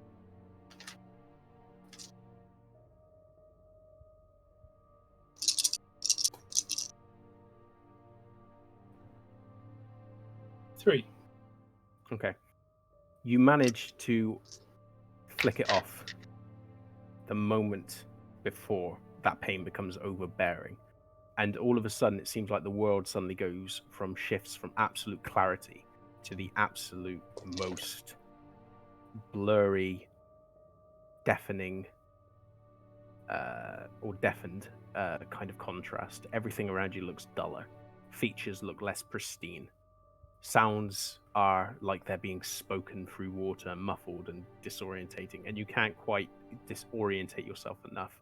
And there is suddenly an overwhelming new sensation in the base of your skull. The nail that was slowly driving its way into the base of your brain previously, telling you to not dump the buddy in that place, is back, and it is driving further and further up an angle. The same angle as those stairs towards the base of your skull. And it is overwhelming. And because of Auspex, or maybe you think it's in case of Auspex, it's difficult for you to ignore. Guess we're going up the stairs then. So it's the door's locked, isn't it? So I have to pick that and Yeah. start picking the lock, and I'm going to activate Silence to Death so they can't hear the lock being picked. Okay, you're doing that immediately, yeah? Okay, is that a rouse check? That's not, no, it's a level 1, so no rouse check for Silence to Death. Okay, so he flicks it on, and as you're making your approach, Lark, he goes from stopping and listening to pulling out his lockpicks, and then as he puts it towards the keyhole, you realize that although it's scraping against the metal as he's inserting it in, you can't hear anything. And you stop and you make your observation roll. Wits plus awareness again for me.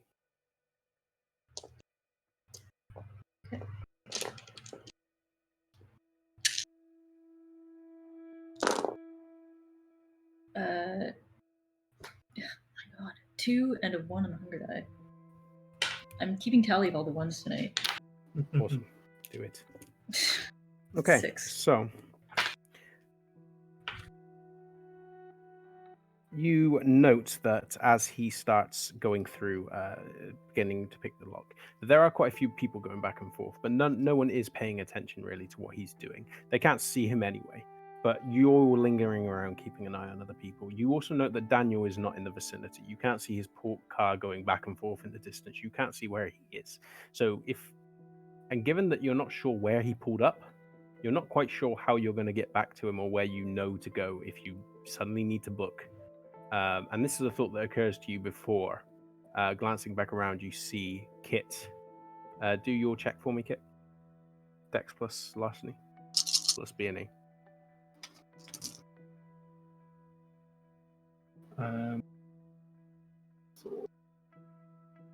5 successes. Okay. Which is a critical success. And the door opens, and you glance as he looks back over to you fleetingly, and then he starts drifting out of your vision as he starts vanishing into the building. Are you definitely going in? Yes. Oh, he is, yes. You're going in. Yeah. Okay, so you're still out on the street. You're starting to go in. Daniel, have you come to a decision about what you're doing? So I crushed her windpipe? Or Yes. their windpipe? Her windpipe, yes. Or I have 1 point in medicine. How likely is a person to survive that? She can't breathe. Yeah. So I doubt there's anything I can do about that. yeah, and it's not that it's in the state where you can force it open. You've slammed her against the wall, and driven by the beast, your strength becomes more savage because of that need. So you have closed it. If you want to get this person breathing, you're likely looking at something like a tracheotomy or circumventing the closure. which I don't know how to do, would be messy, and I have no And it means would take of doing time. something like that, and it would take time.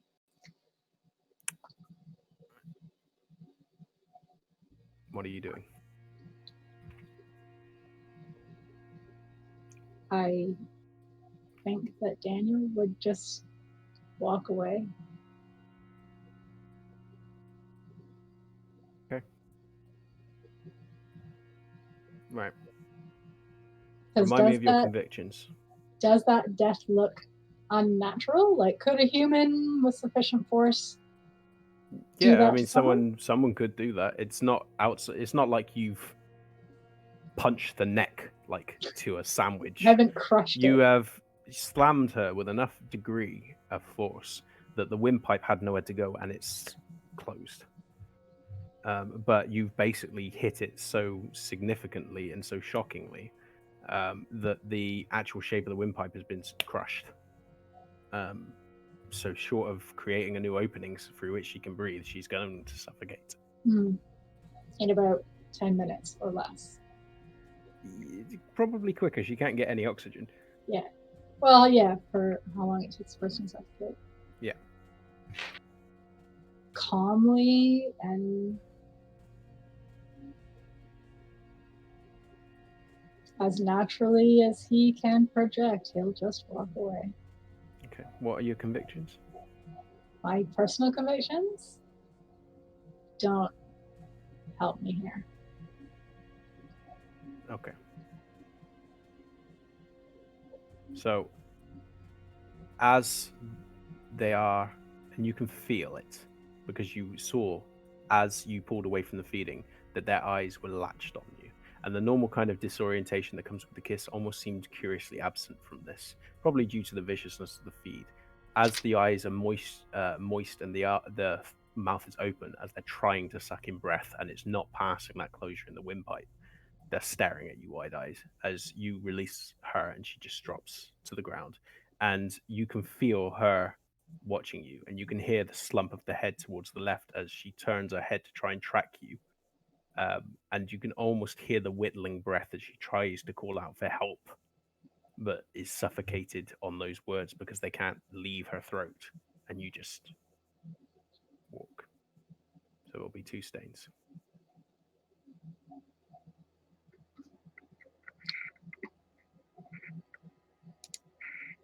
So because we are going to pause there, because otherwise we'll get into another scene which is going to run over.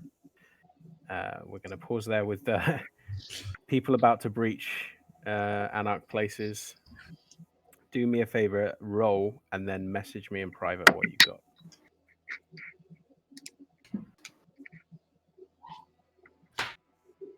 Me or those two? You. Oh, for my scenes? Yeah, if we start rolling with those two, we're going to start going into a new scene, which is going to take longer than the amount of time that we have left, unfortunately. Okay. So just send me that roll just so I know. And for the sake of everybody at home, we did roll for the remorse check last time. We forgot to do it on camera, so it happened off camera. You still won't know the results, but at least now you can see the mirror rolled. Leaving it to the RP side of things. Have you made that roll? Yeah. Okay.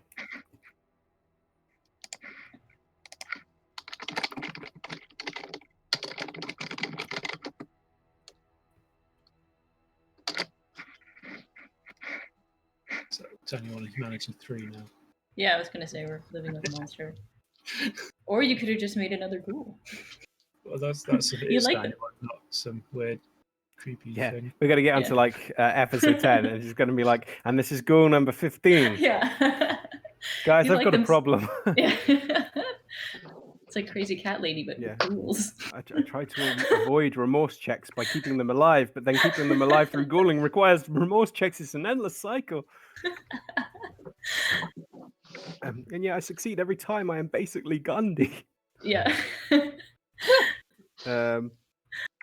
So we are going to end there, guys, because as tempting as it is to like progress a little bit further, I'll end up getting carried away with it, and I think I've ran over previously.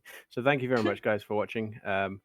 And although next week is probably going to be our last week doing this live streaming, we are going to be picking up, like I said, onto the play-by-post. But next week we should see what happens with the cook, because due to 8 bloody successes, you can confirm that there is more than one person in there, and one of the names that was exchanged was Colin. So this is going to be interesting. So thank you very much, guys, and we will see you next week. Thank you. Bye.